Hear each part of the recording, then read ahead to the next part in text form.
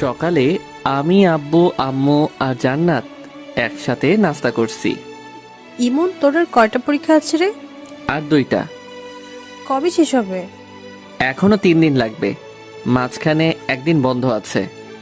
পরীক্ষা শেষ হলে আমরা সবাই গ্রামের বাড়িতে যাব, ঠিক আছে? হঠাৎ গ্রামের বাড়ি? কি জন্য? কেন, গ্রামের বাড়ি কি আমাদের বাড়ি না? আর আমাদের বাড়িতে গেলে কি হবে তোর? না, হঠাৎ করে গ্রামের বাড়িতে যেতে চাচ্ছ তাই বললাম আর কি। তোর বিয়ে তো, তাই আমরা গ্রামের বাড়িতে যাচ্ছি। আমার বিয়ে মানে? আমার কি এখন বিয়ে করার বয়স হয়েছে? তোকে এত কিছু বুঝতে হবে না, তুই আগের ভালো মতো করে পরীক্ষা দিয়ে নে, তারপর সব দেখা যাবে। এখন বিয়ের কথা শুনলে কিভাবে ভালোভাবে পরীক্ষা দেবো বলো তো? তোমরা মেজাজটাই নষ্ট করে দিলে। ধ্যাত, আর খাবোই না। খাওয়া শেষ হয়ে গেছে, এখন বলছে আর খাবো না। এই পেতনি, চোখের সামনে থেকে সর বলছি। নাস্তা না শেষ করে রুমে চলে আসলাম, এখন বিয়ের কথা শুনে মেজাজটাই নষ্ট হয়ে গেল। ও, আপনাদের তো পরিচয়টাই দেওয়া হয়নি। আমি ইমন, অনার্স 2য় বর্ষে পড়ি। আব্বু নিজস্ব ব্যবসা সামলায়, আম্মু গৃহিণী বাড়িতে থাকে, আর ছোট বোন জান্নাত এইবার ইন্টার ফার্স্ট ইয়ারে পড়ে।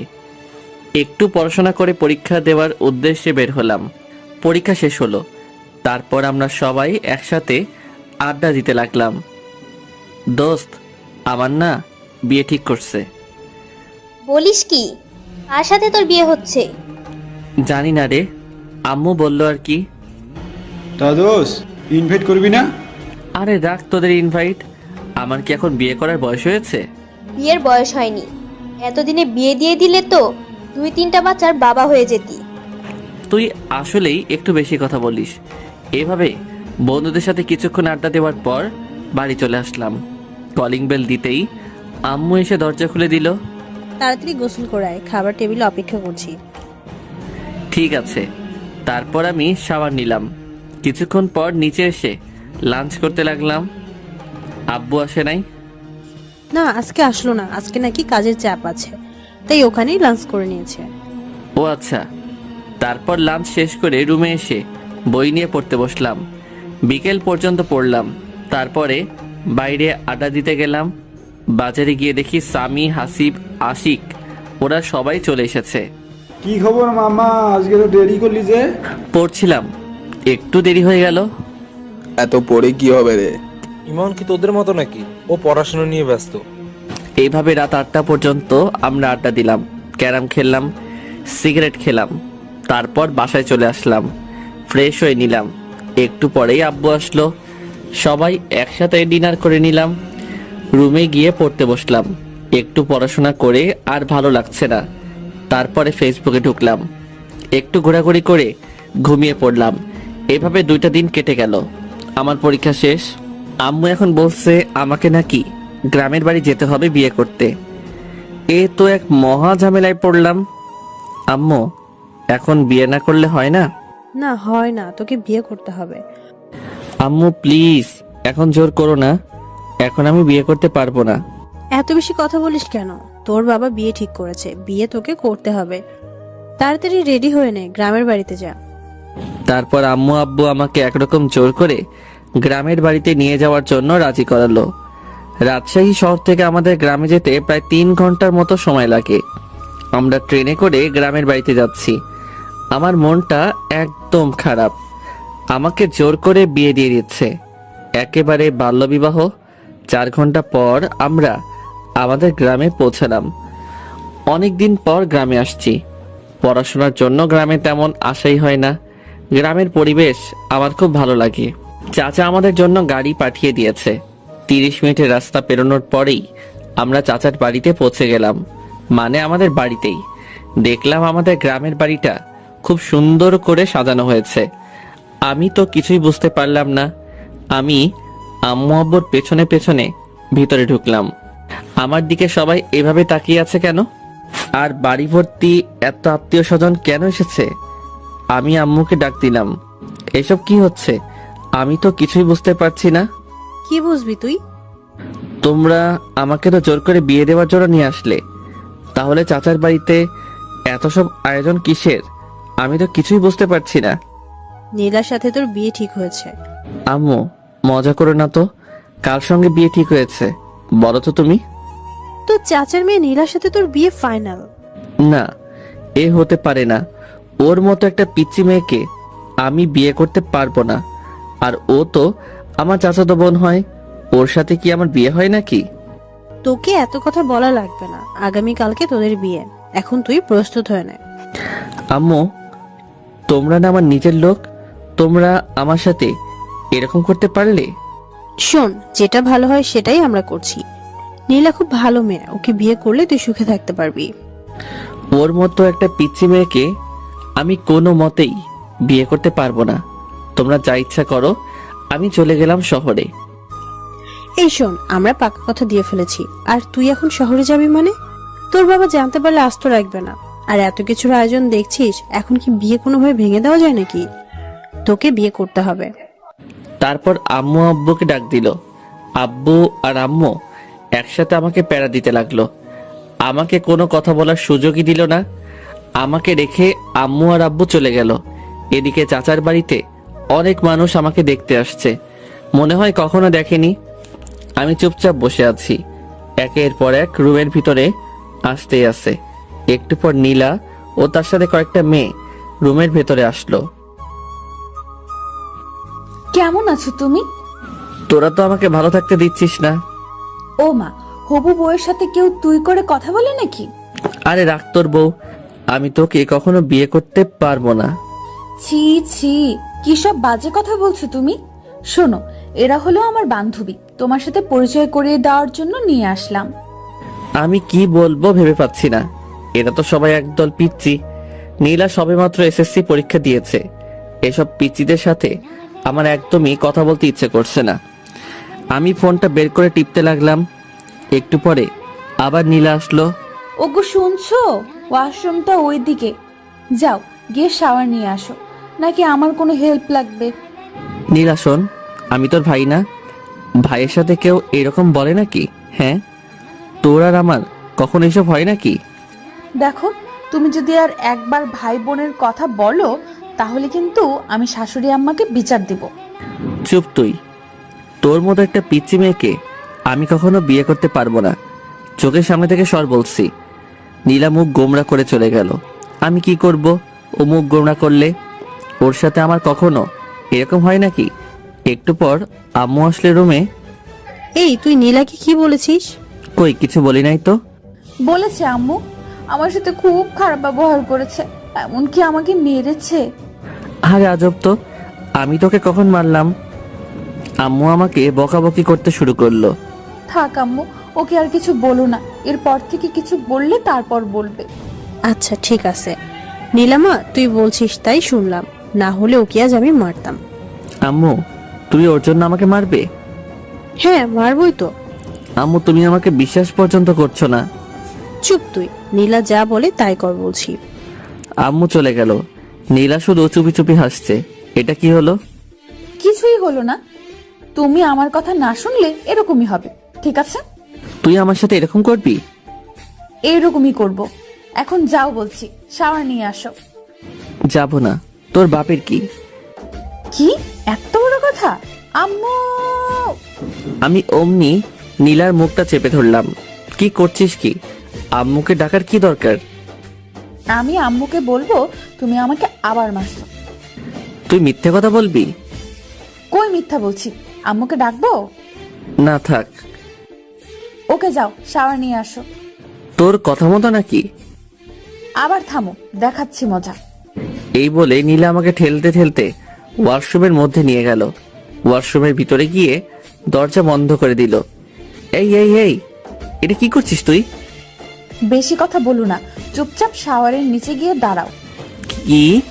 আমি তোর সামনে গোসল করব? যা বলছি তুই এখান থেকে। এই যে মিস্টার, চোখ নামিয়ে কথা বলো, নয়তো আমি কিন্তু চিৎকার করব। চিৎকার করবি মানে? চিৎকার করব, আর সবাইকে বলবো তুমি আমাকে ওয়াশরুমে নিয়ে এসে দরজা বন্ধ করে দিয়েছো। এই না না, এমন করিস না, আমার লক্ষ্মী বোন। কি? তুমি আবার আমাকে বোন বলছো? দাঁড়াও দেখাচ্ছি। এই বলে নীলা আমার একেবারে কাছে এসে আমার গলা জড়িয়ে ধরলো। আমাকে একটা লিপ কিস দিয়ে পালিয়ে গেল। ওর মতো একটা মেয়ে আমাকে কিস করলো। ওকে তো কোনোভাবেই বিয়ে করা যাবে না, আমার জীবনটা একেবারে শেষ করে দেবে। তারপরে আমি শাওয়ার নিলাম। হায় রে, ওয়াশরুমে আমি তো কোনো কাপড় নিয়ে আসি নাই। এখন আমি কি করব? এই অবস্থায় আমি কিভাবে বাইরে যাব? ওয়াশরুমের দরজা খুলে একটু মুখ বাড়াতেই দেখলাম নীলা বিছানার উপর বসে আছে। ওই নীলা, আমি না ওয়াশরুমের ভেতরে কিছুই নিয়ে আসি নাই। ব্যাগ থেকে আমার কিছু কাপড় দে না প্লিজ। এইভাবে বললে হবে না, মিষ্টি করে বলো, তারপরে আমি দিয়ে যাচ্ছি। মিষ্টি করে কিভাবে বলবো? তুমি বলো, ওগো শুনছো, ব্যাগ থেকে আমার কিছু কাপড় দিয়ে যাও না। কি আর করব, নীলার কথা শোনা ছাড়া আমার তো আর কোনো উপায় নেই। ওগো বউ শুনছো, ব্যাগ থেকে আমার কিছু কাপড় দিয়ে যাও না। নীলা হাসতে হাসতে কাপড় নিয়ে আমার সামনে এসে দাঁড়ালো। আর কোনো হেল্প লাগবে নাকি? মানে? না, চেঞ্জ করার। আমি অমনি দরজা আটকে দিলাম। ওর মতো একটা পিচ্চি মেয়ের সাথে আমি কিভাবে সারা জীবন কাটাবো? তারপরে চেঞ্জ করে রুমের ভিতরে আসলাম।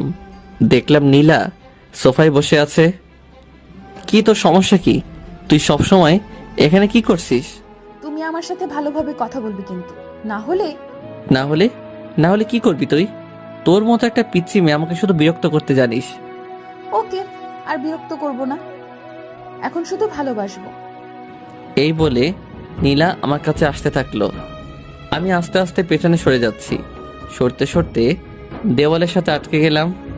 এই পিচ্চি, একদম কাছে আসবি তো বলছি। নীলা আস্তে আস্তে আমার একেবারে কাছে চলে আসলো। ভয় করছো কেন? কালই তো আমাদের বিয়ে, তারপর তো সব ঠিক হয়ে যাবে, তাই না? তুই সর বলছি। ওকে চলো, নিচে সবাই লাঞ্চ করার জন্য অপেক্ষা করছে। তুই যা, আমি তোর সাথে যাব না। বেশি কথা বলো না, একসাথে চলো বলছি, না হলে কিন্তু আবার কাছে আসবো। না না, কাছে আসিস না, চল তোর সাথে যাব। তারপর আমি নিচে গিয়ে লাঞ্চ করার জন্য একটা চেয়ারে গিয়ে বসলাম। সবাই আমাদের দিকে তাকিয়ে আছে। আমাদের বলতে আমার আর নীলার দিকে সবাই হা করে তাকিয়ে আছে। নীলার আম্মু মানে চাচি বলল, নীলা তুই জামাইয়ের পাশে গিয়ে বস। আমি তো একদম অবাক, চাচি আমাকে আগেই জামাই বলছে। না কোনো পাগলের পাল্লায় পড়লাম রে, যে কিছুই বুঝতে পারছি না। এদিকে নীলা আমার পাশের চেয়ারে বসে আমাকে শুধু বিরক্ত করে যাচ্ছে, পা দিয়ে শুধু আমার পায়ে টোকা দিচ্ছে। আমি তাড়াতাড়ি লাঞ্চ শেষ করে রুমে এসে দরজা বন্ধ করে দিলাম, যাতে পিচ্চিটা আমাকে বিরক্ত করতে না পারে। আমি ফোনটা বের করে স্বামীকে একটা ফোন দিলাম। মামা কি খবর, কি করছিস? আর বলিস না, এখানে আমার একদম ভালো লাগছে না। কবে যে বাসায় আসবো রে? কেন ভালো লাগছে না কেন?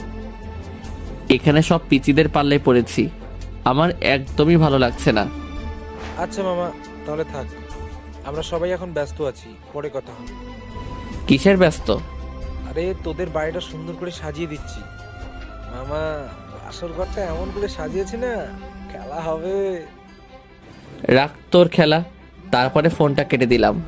ফেসবুকে ঢুকে অযথাই ঘোরাঘুরি করলাম, কিছুই যে ভালো লাগছে না। এদিকে তো ফেসবুকে শুধু মেসেজ আসতেই আছে, সবাই উইশ করছে, বিয়ের উইশ। আমি বুঝতে পারলাম না এত বন্ধু বান্ধব ফেসবুকে, এরা আমার বিয়ের কথা জানলো কিভাবে। তারপরে দেখলাম আশিক আমার বিয়ে নিয়ে ফেসবুকে একটা পোস্ট করেছে। মেজাজটাই তো গরম হয়ে গেল। তারপরে বিকেল হয়ে আসলো। এদিকে নীলা এসে বারবার আমাকে বিরক্ত করছে। একটু পরপরই আমার রুমে আসছে, এটা সেটা বলছে। ওর বান্ধবীরা আমাকে নিয়ে হাসাহাসি করছে। আমি বুঝতে পারলাম না ওদের মতো এক একটা পিচ্চিদের সাহস কিভাবে হয় আমাকে নিয়ে হাসাহাসি করার। আমি কিছুই বললাম না, কারণ এখানে অনেক আত্মীয় স্বজন আছে। ওরা যদি জানতে পারে তাহলে কি বলবে। তারপরে রাত হয়ে আসলো, বিয়েটা তাহলে হয়ে যাচ্ছে, আমি কিছু করতে পারছি না।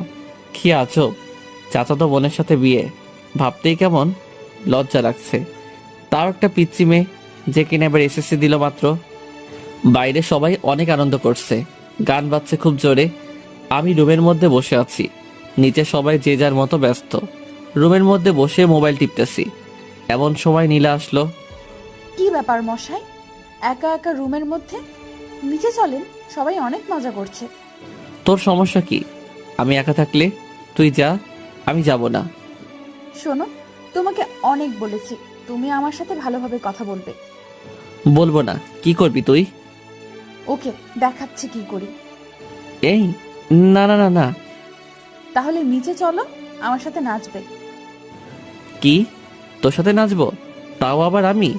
এত অবাক হয়ে লাভ নেই, যাবে কিনা সেটা তাড়াতাড়ি বলো। কখনই যাব না, তুই যা তো। ওকে, দেখাচ্ছি। এই শোন, আমার না এত জোরে আওয়াজ একদম পছন্দ না। জোরে সাউন্ড হলে আমার মাথায় সমস্যা হয়, তার জন্যই আমি নিজে যেতে চাচ্ছি না আর কি। সত্যি বলছো? হ্যাঁ, একদম সত্যি। ওকে, তাহলে নিচে যাওয়া লাগবে না, আমরা দুজন এখানে বসে গল্প করব। এই শোন, এখন দুজন একসাথে থাকলে মানুষ কি বলবে? হ্যাঁ, কে কি বললো সেটা দেখার বিষয় না, আমি আমার জামাইয়ের সাথে বসে গল্প করছি, তাতে মানুষের কি? তোর জামাই হতে আমার বয়েই গেছে। ফিসফিস করে কি বললে? কই কিছু না তো, কিছু বলি নাই। এইভাবে দুজন অনেকক্ষণ ধরে বসে গল্প করলাম। গল্প নয় তো, অনেকটা ঝগড়ার মতো। এই নীলা শোন, আমার না এখন ঘুম পাচ্ছে, অনেক রাত হয়ে গেছে। তুই এখন যা, আমি ঘুমাবো।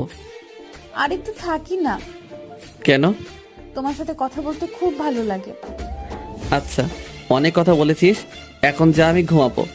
নীলা আমাকে একটা কিস করে চলে গেল। আমি এই পিচিটার জ্বালায় আস্তে আস্তে শেষ হয়ে যাচ্ছি। কি করেছে এই পিচির হাত থেকে রেহাই পাবো বুঝতে পারছি না। সকালে আম্মুর ডাকে ঘুমটা ভাঙলো। দেখলাম আম্মু আর জান্নাত এসেছে আমার রুমে। কখন উঠবে? আজ না তোর বিয়ে?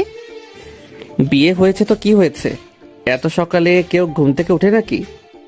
এখানে কত মানুষ, তুই যদি এত দেরি করে ঘুম থেকে উঠিস তাহলে সবাই কি বলবে? তোকে নিয়ে হাসাহাসি করবে যে। আচ্ছা যাও, উঠছি। তারপর আমি উঠে ফ্রেশ হয়ে নিলাম। একটু পর আবার সেই প্যারার আগমন রুমে। শুভ সকাল। অশুভ সকাল? অশুভ মানে? তোকে এত বুঝতে হবে না। তুমি আমার সাথে এভাবে কেন কথা বলো? তোর মতো একটা পিচির সাথে কিভাবে কথা বলবো শুনি? একটু মিষ্টি করে কথা বলা যায় না? সবার সাথে যেভাবে কথা বলো আমার সাথে সেইভাবে কথা বলবে। কি দরকার? আচ্ছা, আম্মুকে ডাকি। কথায় কথায় এভাবে ভয় দেখানো কিন্তু ঠিক না। আমি তোর চেয়ে অনেক বড়, আমার সাথে ভালোভাবে কথা বলবি। আমি তো ভালোভাবে কথা বলতে চাই, তুমি তো আমার সাথে ভালোভাবে কথা বলো না। তুমি আমার সাথে ভালোভাবে কথা বললে আমি আমার আম্মুর ভয় দেখাবো না। ঠিক আছে। এখন চলো, ব্রেকফাস্ট করবে। তোর সাথে ব্রেকফাস্ট করব না, তুই কালকে আমাকে অনেক জ্বালিয়েছিস। আচ্ছা, আজকে একটুও জ্বালাবো না, চলো তুমি। সত্যি তো? হ্যাঁ সত্যি, চলো। তারপর ব্রেকফাস্ট করে নিলাম। রুমের মধ্যে বসে আছি, ছাদে যাচ্ছি, ফোন টিপছি। এভাবে দুপুর হয়ে আসলো। বিয়ের আয়োজন শুরু হয়ে গেল। আমি একটা সাদা পাঞ্জাবি পরেছি, একেবারে বুড়া বুড়া লাগছে। সাদা পাঞ্জাবি আমি আগে কখনো পরি নাই। আজকে আম্মু অনেক জোরাজোরি করলো তাই পরলাম। আর বিয়েতে নাকি সাদা কাপড় পরতে হয়। একটু পরে কাজী সাহেব বিয়ে পড়াতে শুরু করলো। আমি চুপচাপ বসে আছি, সবাই ছবি তোলা নিয়ে ব্যস্ত। এদিকে শহর থেকে আমার বন্ধু বান্ধব এবং আব্বুর অনেক বন্ধু বান্ধব, অনেকেই আমার বিয়েতে। বিয়ের কার্যক্রম একেবারে শেষ, এখন বাড়িতে যাওয়ার পালা। চাচা চাচি নীলাকে আমার হাতে তুলে দিল। তারা অনেক কান্নাকাটি করছে, নীলাও অনেক কান্নাকাটি করছে। আমার তো একটু একটু হাসি পাচ্ছে। যাই হোক, চুপচাপ দাঁড়িয়ে থাকলাম। একটু পর আমরা আমাদের বাড়িতে যাওয়ার জন্য রওনা দিলাম। অনেক দূরের রাস্তা, যেতে যেতে প্রায় সন্ধ্যা পেরিয়ে যাবে। নীলা আমার পাশের সিটে বসে আছে, একটু পর পর আমার দিকে তাকাচ্ছে আর হাসছে। আমি তো পিচিটার কাহিনী দেখে একেবারে অবাক, কখনো কাঁদছে কখনো হাসছে, কিছুই বুঝতে পারছি না। কিছু দূর যাওয়ার পরে নীলা আমার কাঁধে মাথা রেখে ঘুমিয়ে পড়ল। এই প্রথম নীলার মুখের দিকে ভালো করে তাকাইলাম। বাহ, পিচিটাকে দেখতে কিন্তু খুব সুন্দর লাগছে, একেবারে বউ বউ লাগছে। এই, আমি কি সব ভাবছি? নীলার মতো একটা পিচি মেয়েকে নিয়ে, ওকে তো আমি কোনো দিনও বউ হিসেবে মেনে নিব না। আমি কি সব আজে বাজে চিন্তা করছি। এভাবে নানান কথা ভাবতে ভাবতে সন্ধ্যায় বাড়িতে পৌঁছে গেলাম। গাড়ি থেকে নামতেই আমি রীতিমতো অবাক। ওয়াও, আমাদের বাড়িটাকে দেখতে কি সুন্দর লাগছে, কি সুন্দরভাবে লাইটিং করা হয়েছে। বাড়িটার সৌন্দর্য দেখে আমি মুগ্ধ হয়ে যাচ্ছি। বাড়ি দেখতে দেখতেই ভেতরে চলে আসলাম। আমি আমার রুমে যাব, অমনি দেখলাম দরজায় একটা তালা ঝুলানো। তারপরে দেখলাম স্বামী, আশিক, হাসিব সবাই দরজার সামনে চলে আসলো। কি খবর? এই সন্ধ্যায় বাসর ঘরে যাওয়ার জন্য এত আগ্রহ? না, বাসর ঘরে যাব মানে? আমি তো আমার রুমে যাচ্ছিলাম। বুঝেছি ভাই, আমাদের আর বোঝাতে হবে না, আর একটু ধৈর্য ধরে অপেক্ষা কর ভাই। আমি কোনো কথা না বলে পাশের রুমে ফ্রেশ হতে চলে গেলাম। আম্মু এসে আমাকে আরেকটা পাঞ্জাবি দিল, বলল তুই এই পাঞ্জাবিটা পর। আম্মু, সাদা কালারের পাঞ্জাবি পরতে একদম ভালো লাগে না। আমি এখন পাঞ্জাবি পরবো কেন? আমি এখন টি শার্ট পরবো। বাসুরাতে কেউ টি শার্ট পরে নাকি? আচ্ছা তুই থাম, আমি সাদাটা চেঞ্জ করে অন্য একটা কালারের পাঞ্জাবি নিয়ে আসছি। আচ্ছা ঠিক আছে। ফ্রেশ হয়ে বন্ধুদের সাথে আড্ডা দিতে লাগলাম। সবাই মিলে অনেক মজা করছি। সবাই তো শুধু বাসর ঘর করছে। আমার তো শুনতে একদমই ভালো লাগছে না। রাত 11টা বেজে গেল। আম্মু আব্বু এসে আমাকে বকাবকি করতে শুরু করে দিল। তোর বুদ্ধি বলতে কিছুই নেই। এখন রাত 11টা বেজে গেছে আর তুই এখনো বসে আছিস? যাতায়াতের রুমে যা। মাথা নিচু করে চুপচাপ রুমে যাচ্ছি। দরজার সামনে যেতেই স্বামী আমার কাছে আসলো। মামা, বালিশের নিচে রাখা আছে। তোর শালা শত সামনে থেকে। তারপর আমি দরজা খুলতেই পুরোপুরি অবাক হয়ে গেলাম। রুমটা এত সুন্দর করে সাজানো আমি কিছুতেই বোঝাতে পারবো না। আমি এদিকে ওদিকে ঘুরে রুমটা দেখতে লাগলাম। বিছানাটাও খুব সুন্দর করে সাজানো। চোখ পড়লো নীলার দিকে। দেখলাম বিছানার মাঝখানে ঘোমটা দিয়ে বসে আছে। আমি সোফায় গিয়ে বসে পড়লাম। আই, তুমি সোফায় কেন বসলে? তোর মাথায় বসবো নাকি? বাসর রাতে কেউ কারোর মাথায় বসে না। তুমি আমার সামনে এসে বসো। তোর সামনে আমি বসবো না। এটা কিন্তু বাড়াবাড়ি হয়ে যাচ্ছে, কাছে আসো বলছি। শোন, তোর মতো একটা পিচ্চি মেয়েকে আমি বউ হিসেবে কখনোই মেনে নেব না। কেন, আমার দোষ কি? কি করেছি আমি? জানি না কি তোর দোষ, কিন্তু তোর মতো একটা পিচ্চি মেয়েকে আমি আমার বউ করে নিতে পারবো না। কেন আমাকে বউ হিসেবে মেনে নিবে না? তাহলে কেন আমাকে বিয়ে করলে? আব্বু আম্মুর জোরাজোরিতে তোকে বিয়ে করেছি, না হলে কখনোই তোর মতো পিচ্চিকে আমি বিয়ে করতাম না। বিয়েটা কি একটা ছেলে খেলা পেয়েছো নাকি, যে তুমি তোমার আব্বু আম্মুর জোরাজোরিতেই আমাকে বিয়ে করবে আর আমার জীবনটা নষ্ট করে দেবে? তোর জীবন নষ্ট করতে চাইনি। বিয়ে করেছো আর এখন বলছো বউ হিসেবে মানি না? দেখাচ্ছি তোমায়। নীলা বিছানা থেকে নেমে আমার কাছে আসছে। দেখ পিচ্চি, একদম আমার কাছে আসার চেষ্টা করবি না, না হলে কিন্তু খবর আছে। কি করবে তুমি শুনি? মারবো তোকে। আম্মু, আম্মু, তোমার ছেলে আমাকে মারছে। এই পিচ্চি, চিৎকার করছিস কেন? আমি তোকে কখন মারলাম? মারতে চেয়েছো তো নাকি? মারতে চেয়েছি কিন্তু মারি নাই তো। আচ্ছা তোকে মারবো না, এখন আমি ঘুমাবো। আর একটা কথাও বলবি না। ওই বাসর রাতে কেউ ঘুমায় নাকি? আর তুমি বিছানায় চলো, সোফায় কেন বসে আছো? তোর কাছে আমি যাব না, আমার থেকে দূরে থাকবি। কি দূরে থাকবো? দাঁড়াও দেখাচ্ছি। এই বলে নীলা আমার কোলে এসে বসলো। এই পিচ্চি, কি করছিসটা কি? ওঠ বলছি। উঠবো না, আর তুমি এত কথা বলবে না, না হলে কিন্তু আমি চিৎকারও করবো, তখন বুঝবে কি হয়। না, চিৎকার করিস না। তারপরে নীলা আমার হাত ধরে আমাকে বিছানায় নিয়ে গেল। তোর সঙ্গে একসাথে ঘুমাতে পারবো না। ঘুমাতে কে বলছে? তাহলে দেখবে। কি দেখবো? এই বলে নীলা আমাকে ধাক্কা দিয়ে বিছানায় ফেলে দিল। তারপরে আমার বুকের উপরে উঠে গলা জড়িয়ে ঠোঁটে ঠোঁট লাগিয়ে দিল। নীলা আমার বুকের উপরে থাকায় আমি কিছুতেই ওকে নামাতে পারছি না, আর এদিকে কিছু বলতেও পারছি না, কারণ চার ঠোঁট একসাথে বন্দি হয়ে আছে। অনেকক্ষণ পর নীলা আমাকে ছাড়লো। দুজনেই অনেক হাঁপাচ্ছি, কেউ কোনো কথা বলতে পারছি না। একটু পরে নীলা আমার বুকের উপর মাথা রেখে শুয়ে পড়ল। এই পিচ্চি, তোকে অনেকক্ষণ থেকে সহ্য করছি, এখন আমার উপর থেকে নাম বলছি। শোনো, তুমি বেশি কথা বলবে না বলছি, না হলে কিন্তু আমি আম্মুর কাছে বিচার দিব, আর তারপরে কি হবে তুমি ভালোভাবেই বুঝতে পারছো। আমি আর কোনো কথা বললাম না, কারণ কথা বলার কোনো রাস্তা নেই। সব রাস্তা এই পিচি শয়তানি আটকে দিয়েছে। আমি শুধু ভাবছি এই পিচির হাত থেকে কিভাবে রেহাই পাবো। আল্লাহ, তুমি আমাকে এর হাত থেকে বাঁচাও। আমি আর পারছি না, এইটুকু একটা মেয়েকে কিভাবে নিজের বউ করে নেব বুঝতে পারছি না, তাও আমার চাচাতো বোন। মেনে নেওয়া একেবারে অসম্ভব। এই নীলা, এবার আমার উপর থেকে নাম, নেমে ঘুমা, অনেক রাত হয়েছে। বাসর রাতে কেউ ঘুমায় না। ওকে, আমার উপর থেকে নাম, আমার অনেক ভারী লাগছে তো।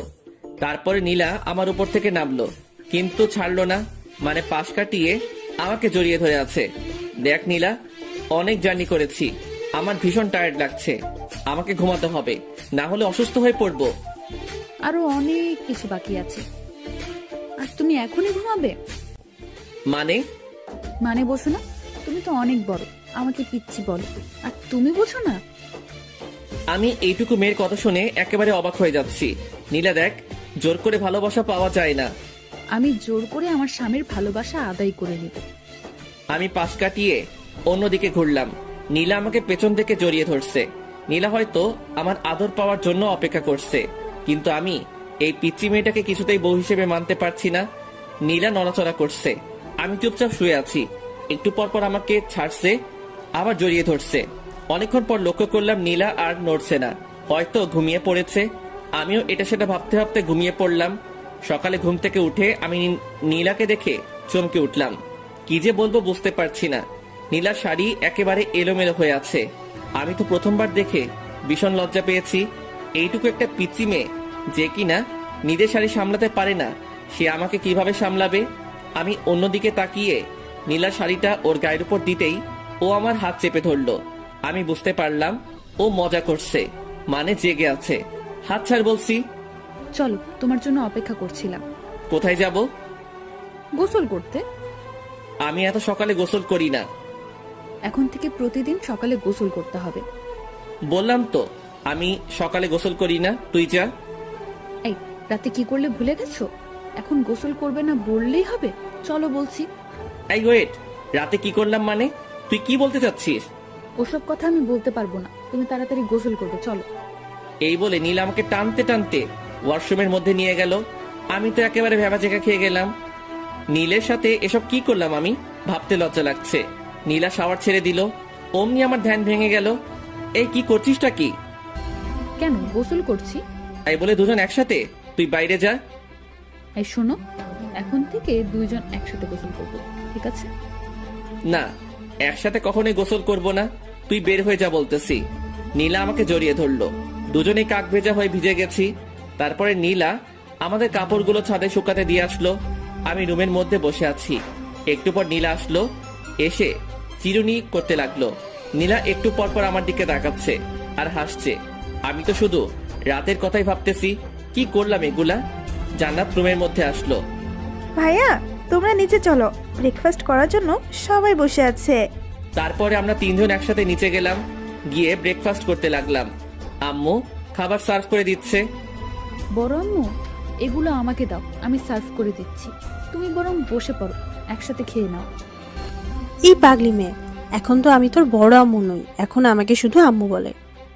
ঠিক আছে আম্মু, তুমি বসে পড়ো, আমি সার্ভ করছি। এই না, তুই তো অনেক ছোট, তুই এখন এগুলো করবি না, বড় হয়ে তারপরে করবি। ঠিক আছে আম্মু। তারপরে আমি ব্রেকফাস্ট শেষ করে ছাদে গেলাম। বসে বসে শুধু রাতের কথাই ভাবছি, কি বলতে কি করে ফেললাম। একটু পরে আশিক, হাসিব, সামি এরা ছাদে আসলো। কি খবর মামা, কেমন এনজয় করলি? খুব ভালো, তোরাও এবার একটা করে বিয়ে করে ফেল। করব, সময় হলে ঠিকই করব। তাড়াতাড়ি। এভাবে বন্ধুদের সাথে অনেকক্ষণ আড্ডা দিলাম। একটু পর নীলার বাড়ির লোকজন আসবে। আব্বু আমাকে বাড়িতে থাকতে বলেছে। আশিক, হাসিব এরা সবাই নিচে চলে গেল, ওদের নাকি কিছু কাজ আছে। আমি ছাদে বসে আছি, রুমে যাচ্ছি না, কারণ রুমে গেলে নীলা দুষ্টামি করতে শুরু করবে। কিছুক্ষণ পর নীলা আমাকে খুঁজতে খুঁজতে ছাদে চলে আসলো। তুমি এখানে কি করছো? আর আমি তোমাকে সারা বাড়ি খুঁজে পাচ্ছি না। আমাকে কেন খুঁজছিস? না, এমনি। তুমি আমার কাছাকাছি না থাকলে আমার ভালো লাগে না। কিন্তু আমার তোর কাছে থাকতে একদম ভালো লাগে না, তাই তোর থেকে দূরে আছি। যা, এখন তুই নিচে যা, আমাকে আমার মতো থাকতে দে। শোনো, তুমি কিন্তু এরকম করলে আমি আম্মুর কাছে বিচার দিব। কি বারবার আম্মু আম্মু করে ভয় দেখাস? যা তো চোখের সামনে থেকে। নীলা ছাদ থেকে নিচে চলে গেল। একটু পর আম্মুকে ডেকে নিয়ে আসলো ছাদে। এই, তুই বৌমার সাথে ভালোভাবে কেন কথা বলি? কই, ভালোভাবেই তো কথা বলি। না আম্মু, আমার সাথে একদম ভালোভাবে কথা বলে না, আমাকে শুধু কথায় কথায় ধমক দেয়। এরপর থেকে যদি বৌমার সাথে এরকম ব্যবহার করিস তাহলে কিন্তু খবর আছে। তোর আব্বুর সাথে সবকিছু বলবো, তারপর বুঝবি। না আম্মু, এরপর থেকে আর ধমক দিয়ে কথা বলবো না, এবার থেকে ভালোভাবে কথা বলবো, ঠিক আছে?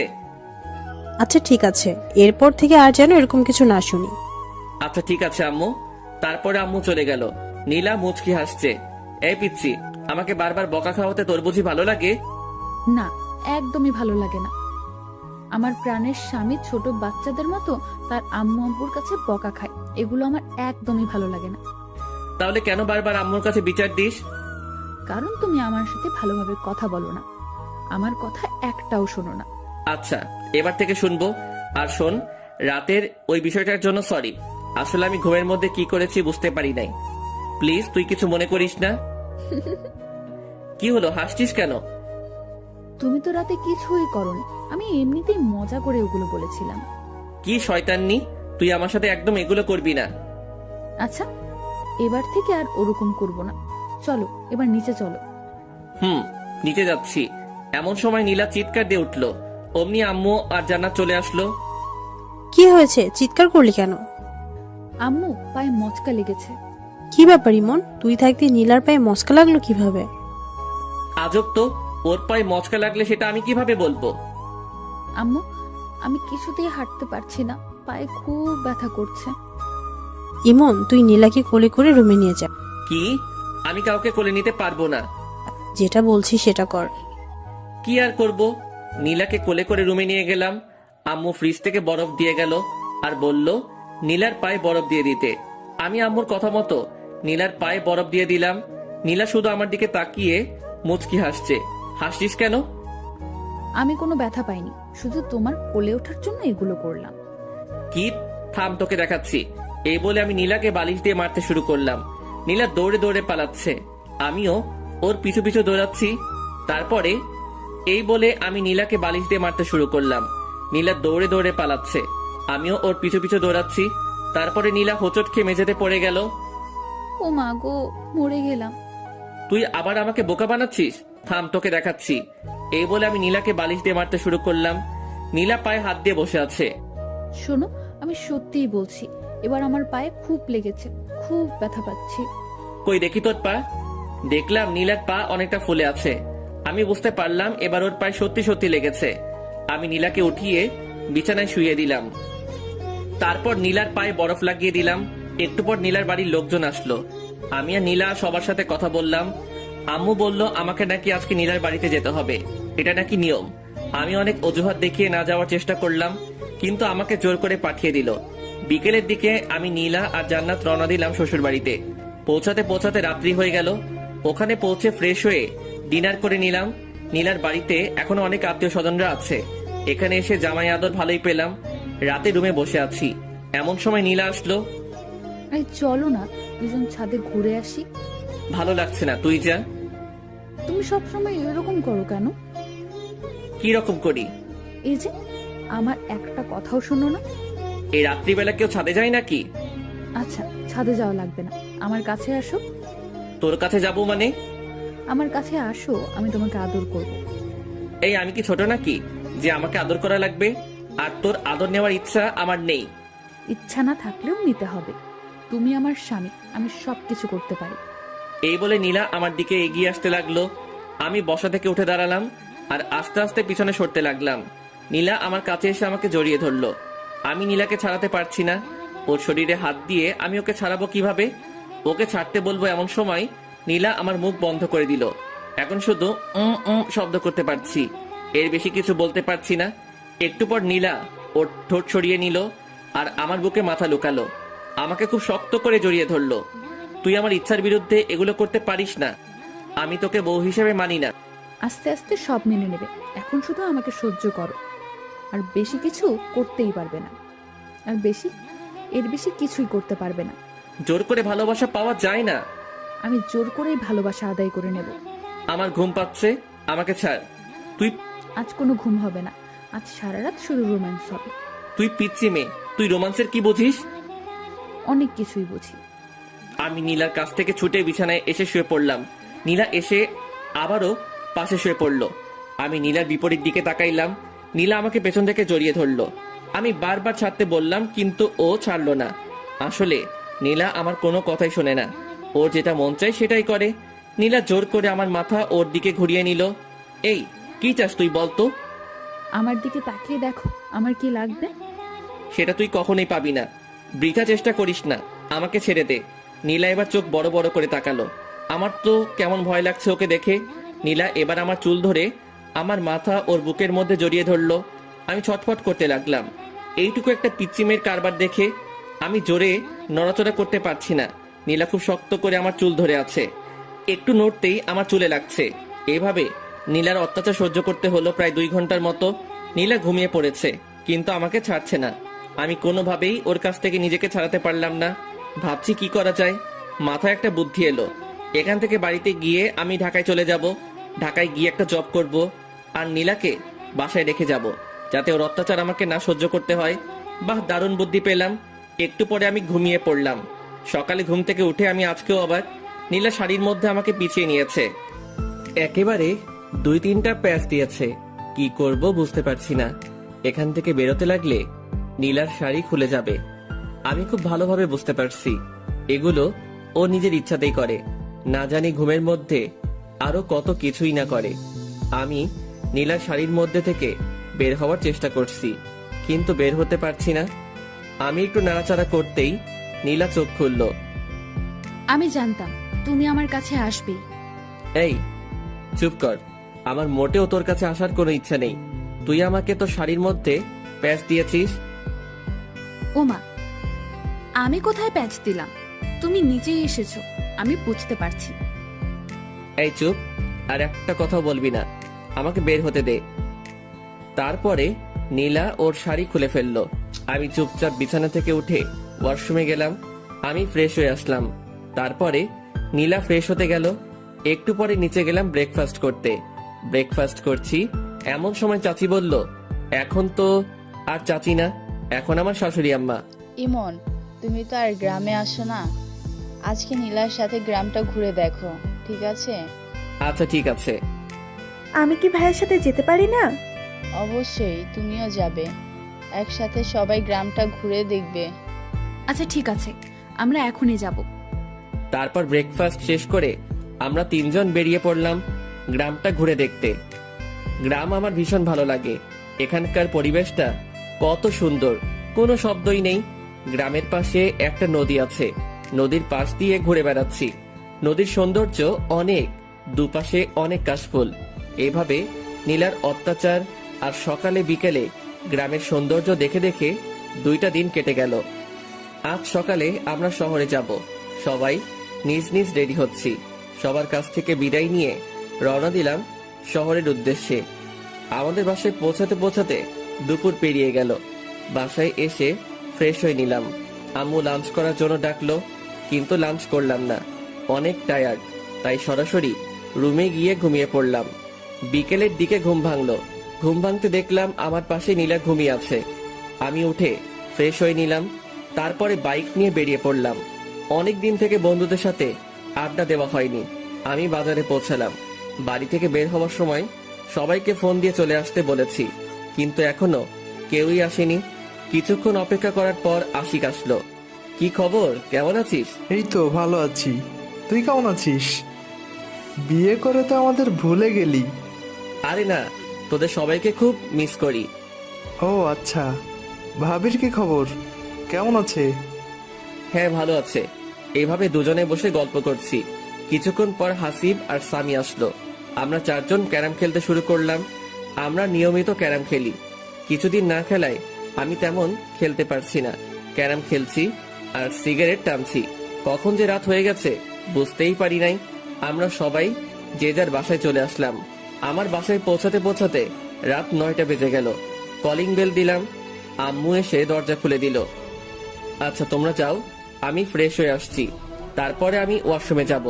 এমন সময় নীলা এসে সামনে দাঁড়ালো। কি সমস্যা তোর, সামনে দাঁড়িয়েছিস কেন? তুমি কোথায় গিয়েছিলে আমাকে না বলে? কোথায় যাব না যাব সেটা কি তোকে বলে যেতে হবে নাকি? আই ওয়েট, তুমি কি খেয়েছো? কি খেয়েছি মানে? তুমি স্মোক করো? সিগারেটের গন্ধ বের হচ্ছে। শর্ত সামনে থেকে। আমি নীলার পাশ কাটিয়ে ওয়াশরুমে গেলাম। তারপরে ফ্রেশ হয়ে নিচে গেলাম ডিনার করতে। দেখলাম আম্মু, আব্বু, জান্নাত, নীলা সবাই বসে আছে আমার জন্য। একসাথে ডিনার করবে, তাই আমি গিয়ে বসে পড়লাম। আম্মু খাবার সার্ভ করতে শুরু করলো। আম্মু, তুমিও বসে পড়ো, আমাদের সাথেই খাবে। আচ্ছা ঠিক আছে, বসছি, তোরা খেতে শুরু কর। আব্বু, আমার কিছু কথা ছিল। হ্যাঁ বলো। আব্বু, আমি এখন জব করব। অনেক তো বসে থাকলাম, এখন একটা কোনো কাজ করি। তাছাড়াও এখন তো বিয়ে করেছি, একটা জব করা দরকার। না, তোকে কোনো জব করতে হবে না। দেখ, ভালো লাগে না। আমার একটা কথাও তোমরা শোনো না। আমি ডিনার না শেষ করে রুমে চলে আসলাম। নীলার কাছ থেকে বাঁচার একটা বুদ্ধি পেলাম। এটাও আব্বু বন্ধ করে দিল। এখন কি করব? কিভাবে এই পিচ্চি শয়তান্নির হাত থেকে বাঁচবো? একটু পরেই নীলা আসলো। নীলা এসে দরজা লক করে দিল। এই, তোমার সমস্যা কি? কোনো সমস্যা নেই। বলো বলছি। এই শোন, মাথা এমনিতেই গরম হয়ে আছে, আর রাগিয়ে দিস না বলছি। আমি বুঝতে পেরেছি তুমি আমার হাত থেকে বাঁচার জন্য বাইরে জব করতে যেতে চাচ্ছ। একটা কথা শুনে রাখো, আমার হাত থেকে তোমার নিস্তার নেই। তুমি যেখানেই যাও, আমি সব সময় তোমার পাশে থাকবো। তুই আসলেই একটু বেশি কথা বলিস। বেশি দেখছোটা কি? এখন দেখবে। মানে কি বলছিস? মানে তুমি স্মোক করো। এখন আমি সরাসরি আম্মুকে বলে দিব। তুই দেখেছিস আমি স্মোক করি? দেখি নাই, তবে গন্ধ পেয়েছি। এখনই আমি আম্মুকে বলছি। এই বলে নীলা বাইরের দিকে যেতে লাগলো। আমি ওর হাতটা ধরলাম। এই, আম্মুকে বলিস না প্লিজ। এর আগে আম্মু অনেক বকাবকি করেছিল, এমনকি আমাকে চড় মেরেছিল। আচ্ছা বলবো না, আমার কয়েকটা শর্ত আছে। এগুলো শুনলে আমি আর আম্মুকে বলবো না। কি শর্ত? শর্তগুলো মানতে হবে কিন্তু, না হলে আমি সরাসরি আম্মুর কাছে যাব আর গিয়ে বলবো, আম্মু তোমার ছেলে আমাকে মেরেছে, আমার সাথে খারাপ ব্যবহার করেছে এবং সিগারেট খেয়েছে। আচ্ছা কি শর্ত বল? আমার সাথে ভালো করে কথা বলতে হবে, মানে তুমি করে কথা বলতে হবে। এসব তুই চলবে না, আমি যা বলবো সেগুলো তোমাকে শুনতে হবে। কখনোই পারবো না। ওকে, তাহলে যাই আম্মুর কাছে, গিয়ে বলি তার ছেলে সিগারেট টানার গল্প। না বলিস না। তাহলে আমার কথা শুনতে হবে। আচ্ছা ঠিক আছে, শুনবো। থ্যাংক ইউ, এ বলে একটা কিস বসিয়ে দিল। আমি শুধু মাথা নিচু করে থাকলাম, কিছুই করতে পারছি না। আবার একটা বুদ্ধি বের করতে হবে। আই, কি ভাবছো? না কিছু না। ওকে, তাহলে এখন আমাকে একবার জড়িয়ে ধরো। পারবো না সর। দুইটা অপরাধ করলে। দুইটা মানে? এক, আবার তুই করে কথা বলছো, আর দুই, আমার কথা শোনো নাই। আচ্ছা তুমি করে না বললে হয় না? না হয় না, জড়িয়ে ধরো বলছি। কি আর করব, ইচ্ছা না থাকা সত্ত্বেও নীলাকে হালকা করে জড়িয়ে ধরলাম।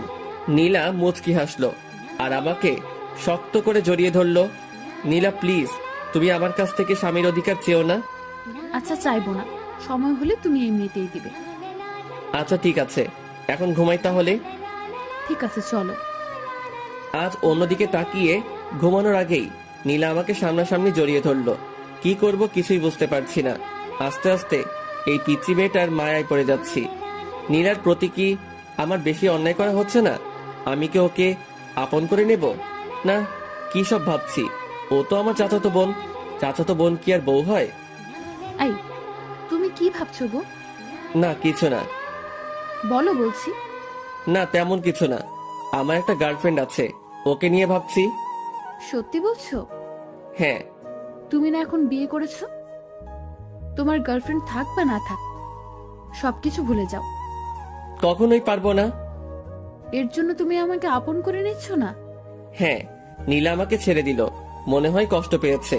পাক, একটু একটু কষ্ট পেলে আমাকে ছেড়ে চলে যাবে, আর তখনই আমার শান্তি হবে। এই পিচির জ্বালা আমার একদম সহ্য হয় না। তারপরে এটা সেটা ভাবতে ভাবতে ঘুমিয়ে পড়লাম। সকালে ঘুম থেকে উঠে দেখি নীলা আমার পাশে নেই। আজ একটু অবাক হলাম। প্রতিদিন ঘুম থেকে উঠে পিচ্চি যেরকম জ্বালা সহ্য করি, আজকে বেঁচে গেলাম। ব্যাপারটা কি? দেখলাম পিচ্চি গোসল করে বেরিয়ে আসছে, ভেজা চুল নিয়ে। ঘুম থেকে উঠে পড়েছো, যাও গোসল করে আসো। আমার এত সকালে গোসল করতে ভালো লাগে না। দেখো, তুমি যদি সকালে গোসল না করো তাহলে আম্মু ভাববে আমাদের মধ্যে কোনো সম্পর্ক হয়নি, আর তখন তারা অনেক কষ্ট পাবে। তার চেয়ে বরং তুমি গোসল করে আসো। তুই এত কিছু বুঝিস কিভাবে? আবার তুই করে বলছো? ও সরি সরি, তুমি আসলে একটা পিচ্চি। তারপরে আমি ওয়াশরুমে গিয়ে শাওয়ার নিলাম। গোসল শেষ করে রুমে আসতে দেখলাম নীলা চিরুনি করছে। নিচে চলো, আম্মু খাওয়ার জন্য ডাকতে এসেছিল। চল। I stop. আমি তোর থেকে বয়সে ছোট হলে কি ভাববে? আমি তোর বড় ভাবি। তুই তুই আমাকে রেসপেক্ট দিয়ে কথা বলবি। চলো। তারপর নিচে গিয়ে ব্রেকফাস্ট করতে শুরু করলাম। এমন তুই আজকে নীলিমাকে তোদের কলেজে ভর্তি করে দে, আমি প্রিন্সিপালের সাথে কথা বলছি। তাহলে ভালোই হবে, বাড়ি 3 জন একসাথে কলেজে যাবে। কিছুই বললাম না, কারণ আমি আব্বুর কথার উপর দিয়ে কিছু বলি না। ব্রেকফাস্ট শেষ করে রুমে গিয়ে ভার্সিটিতে যাওয়ার জন্য রেডি হলাম। নীলাও আসলো, রেডি হচ্ছে। ও আজকে কলেজে ভর্তি হবে। রাতে যে কথা বললাম, ওর তো মন খারাপ হয়েছিল। এখন কলেজে ভর্তি হওয়ার কথা শুনে একটু হাসি খুশি লাগছে। আমি বাইরে গিয়ে বাইক নিয়ে দাঁড়িয়ে আছি। এদিকে জান্নাতের আর নীলার আসার কোনো নামগন্ধই নেই। অনেকক্ষণ হয়ে গেল, এখনো আসছে না। আমি ওদেরকে ডাকতে গেলাম, যেতেই দেখি ওরা বেরিয়ে আসছে। এতক্ষণ সময় লাগে নাকি? না, আসলে ভাবি আজকে কলেজে প্রথম যাচ্ছে, তার জন্য একটু সাজিয়ে দিচ্ছিলাম আর কি। তাই না নীলু ভাবি? তোদের লেকচার বন্ধ করে বাইকে উঠবি নাকি আমি যাব? এই না, উঠছি। আগে নীলা উঠলো, তারপরে জান্নাত উঠলো। আমি বাইক স্টার্ট দিয়ে ভার্সিটির দিকে যেতে লাগলাম। কেমন লজ্জা লজ্জা লাগছে, নিজের বউকে নিয়ে ভার্সিটিতে যাচ্ছি, তাও আবার পিচ্ছি। কেমনটা লাগে? ভার্সিটিতে পৌঁছে বাইকটা পার্ক করে আমি নীলাকে নিয়ে প্রিন্সিপালের রুমের দিকে যাচ্ছি। সবাই আমাদের দিকে তাকিয়ে আছে। এই, সবাই আমাদের দিকে তাকিয়ে আছে কেন? তোর মতো একটা পিচ্ছি মেয়ে ভার্সিটিতে এসেছে, তাই সবাই তাকিয়ে আছে। নীলা কোনো কথা বলল না। আমি সরাসরি প্রিন্সিপালের রুমে গেলাম। আসসালামু আলাইকুম, আসতে পারি স্যার? ওয়ালাইকুম আসসালাম। আরে ইমন জি, এসো এসো, ভেতরে এসে বসো। জি ধন্যবাদ স্যার। তা হানিমুন বাদে এখনই ভার্সিটিতে আসতে হলো? আমি আর নীলা দুজনে মাথা নিচু করলাম। আমার মতো নীলা হয়তো লজ্জা পেয়েছে। আরে লজ্জার কিছু নেই, বিয়ে করেছো তো কি হয়েছে, বিয়ে তো করতেই হবে তাই না? হ্যাঁ স্যার। এই যে ছাত্রের বউ ছাত্রী, নাম কি তোমার? নীলা। শুধু নীলা নাকি দুজনের মিল করে নীলা ইসলাম? নীলা মাথা নিচু করে মুচকি হাসলো। আচ্ছা ঠিক আছে, আর লজ্জা দিচ্ছি না, আমি সব ব্যবস্থা করে রেখেছি, তুমি শুধু এখানে একটা সাইন করো। নীলা সাইন করলো। নীলা শোনো, তোমার সিলেবাস দেখে তুমি ভার্সিটির লাইব্রেরি থেকে প্রয়োজনীয় বইগুলো সংগ্রহ করে নিও। ঠিক আছে স্যার। তারপর আমি আর নীলা প্রিন্সিপাল স্যারের রুম থেকে বেরিয়ে আসলাম। এই শোনো, আমাকে আমার ক্লাসটা দেখিয়ে দাও। ওই দিকে যা। ওইদিকে বললে হবে না, আমাকে পৌঁছে দিয়ে আসো। আমি নীলাকে ওর ক্লাসরুমের দিকে এগিয়ে দিলাম। ভার্সিটির সব ছেলে মেয়ে আমাদের দুজনের দিকে তাকিয়ে আছে। তাকাবেই না কেন? আজ পর্যন্ত আমার পাশে আমার 2-3টা বান্ধবী ছাড়া অন্য কাউকে দেখিনি। আজ হঠাৎ করে আমার পাশে নীলাকে দেখে হয়তো সবাই তাকিয়ে আছে। আমি নীলাকে ওর ক্লাসরুমটা দেখিয়ে দিলাম। তারপরে আমি সরাসরি আমাদের আড্ডা দেওয়ার জায়গায় চলে গেলাম। আমাকে দেখে সবাই চমকে উঠলো। মামা, তুই ভার্সিটিতে? আজব ব্যাপার তো। আমারও তো একই কথা, তুই হঠাৎ ভার্সিটিতে আসলি মানে? কেন, আমার কি ভার্সিটিতে আসা বারণ আছে নাকি? না, বারণ নেই, তবে তুই মাত্র 5 দিন হলো বিয়ে করলি আর আজকে ভার্সিটিতে চলে আসলি। ভাবির সাথে রোমান্স করবি, সেটা না করে হঠাৎ ভার্সিটিতে, তাই আমরা সবাই একটু অবাক হলাম আর কি। তোরা জানিস না, তোদের ছাড়া আমার একদমই ভালো লাগে না, তাই তো ভার্সিটিতে চলে আসলাম। থাক, হয়েছে, এখন বিয়ে করেছিস, আর কদিন পর তো আমাদের চিনতেই পারবি না। এখনই চিনতে পারছি না। তা ভাবি কোথায়? পড়াশোনা করতে হবে না? হ্যাঁ, পড়াশোনা তো করাতেই হবে। আজকে তো ইন্টার ফার্স্ট ইয়ারে ভর্তি করে দিলাম। কোন কলেজে মামা? এই ইমনের বউ, ইমন যে কলেজে ইচ্ছা ভর্তি করে দেবে, তোর এত জানা দরকার কি? না, ভাবিকে দেখে শুনে রাখার দায়িত্ব তো আমাদের সবারই, তাই না? তোকে এত দায়িত্ব বহন করা লাগবে না, এখন নিজের জন্য কাউকে খোঁজে নে। আমার ভাগ্যে মনে হয় কেউ নেই। আমরা সবাই এভাবে কিছুক্ষণ আড্ডা দেওয়ার পর ক্লাস করতে গেলাম। 2টা ক্লাস করলাম, আর ভালো লাগছে না। তারপরে আমি, আশিক, হাসিব, সামি 4 জন গেলাম বাজারের দিকে। বাজারে গিয়ে ক্যারাম খেললাম, ধোয়া ছাড়লাম, আর কিছুক্ষণ আড্ডা দিলাম। একটু পরে ফোনটা বেজে উঠলো। ফোন বের করে দেখলাম জান্নাত ফোন দিয়েছে। হ্যালো ভাইয়া, তুমি কোথায়? তাড়াতাড়ি ভার্সিটির দিকে আসো, ভার্সিটি বন্ধ হয়ে গেছে, ভাবিকে কোথাও খুঁজে পাচ্ছি না। আচ্ছা ঠিক আছে, আমি এক্ষুনি আসছি। দোস্ত তোরা থাক, আমার একটু কাজ আছে, আমি যাচ্ছি। তারপর আমি বাইকে স্টার্ট দিয়ে ভার্সিটির দিকে গেলাম। ভার্সিটিতে পৌঁছে দেখলাম জান্নাত বাইরে দাঁড়িয়ে আছে। নীলা কোথায়? ভার্সিটি বন্ধ হওয়ার পর সবাই যখন চলে যাচ্ছিল, আমি তখন অনেক খোঁজাখুঁজি করেছি, কিন্তু নীলা ভাবিকে কোথাও পাইনি। এত ছাত্রছাত্রীর ভিড়ে আমি ভাবিকে কোথায় খুঁজবো? আচ্ছা তুই কোনো চিন্তা করিস না, আমি খুঁজে বের করছি। তুই একটা রিক্সা নিয়ে বাসায় চলে যা। আচ্ছা ঠিক আছে ভাইয়া, ভাবিকে খুঁজে পেলে আমাকে ফোন করে জানিয়ে দিও। আচ্ছা ঠিক আছে। আমার তো মাথায় কোনো কাজ করছে না, আমি কোথায় খুঁজবো নীলাকে? বাড়িতে আম্মু আব্বু যদি জানতে পারে তাহলে আমাকে তো আস্ত রাখবে না। কোথায় গেল এইটুকু পিচ্চি মেয়েটা? ও তো গ্রামের মেয়ে, শহরের কিছুই ভালোভাবে চিনে না। এখন আমি কোথায় খুঁজবো নীলাকে? চিন্তায় আমার হাত পা ঠান্ডা হয়ে যাচ্ছে। ভার্সিটির এদিক ওদিকে একটু খোঁজাখুঁজি করলাম, কিন্তু নীলাকে দেখতে পেলাম না। আজ নীলার যদি একটা কিছু হয়ে যায় তাহলে আমি নিজেকে ক্ষমা করব কিভাবে? ভীষণ দুশ্চিন্তা হচ্ছে। কি করব আমি? কোন দিকে যাব? ফোনটা বেজে উঠলো। বের করে দেখলাম জান্নাত ফোন দিয়েছে। হ্যালো। ভাইয়া তুমি বাসায় চলে এসো, ভাবি চলে এসেছে। আচ্ছা ঠিক আছে, আসছি। যাক, এতক্ষণ একটা স্বস্তির নিঃশ্বাস ফেললাম। এই পিচ্চি মেয়েটার জন্য কতই না চিন্তা হচ্ছিল। আজকের মতো বেঁচে গেছি। এরপর থেকে আর এমন ভুল করা যাবে না। আমি বাইকটা স্টার্ট করে রওনা দিলাম বাসার উদ্দেশ্যে। বাসায় পৌঁছাতে পৌঁছাতে 2টা বেজে গেল। কলিং বেল দিতেই জান্নাত এসে দরজা খুলে দিল। ভাইয়া আম্মু খুব রেগে আছে কিন্তু। আমি ভেতরে চলে আসলাম। আম্মু সরাসরি আমার কাছে এসে আমার গালে একটা কষে থাপ্পড় বসিয়ে দিল। আমি চুপচাপ মাথা নিচু করে ফেললাম। এরকম থাপ্পড় আমি মাঝে মধ্যে খাই, ব্যাপার না। তোর জ্ঞান বুদ্ধি কিছু আছে? এইটুকু একটা মেয়েকে ছেড়ে কোথায় গিয়েছিলি? ওর যদি কিছু একটা হতো তাহলে কি করতি তুই? আমি চুপচাপ মাথা নিচু করে আছি। এখন কিছু বলা যাবে না, কারণ আম্মু ইজ ফায়ার। কি হলো, চুপ করে আছিস কেন? কথা বল, ওর কিছু হলে কি করতি তুই? আম্মু, আমি একদম বুঝতে পারিনি। এরপর থেকে আর এরকম হবে না।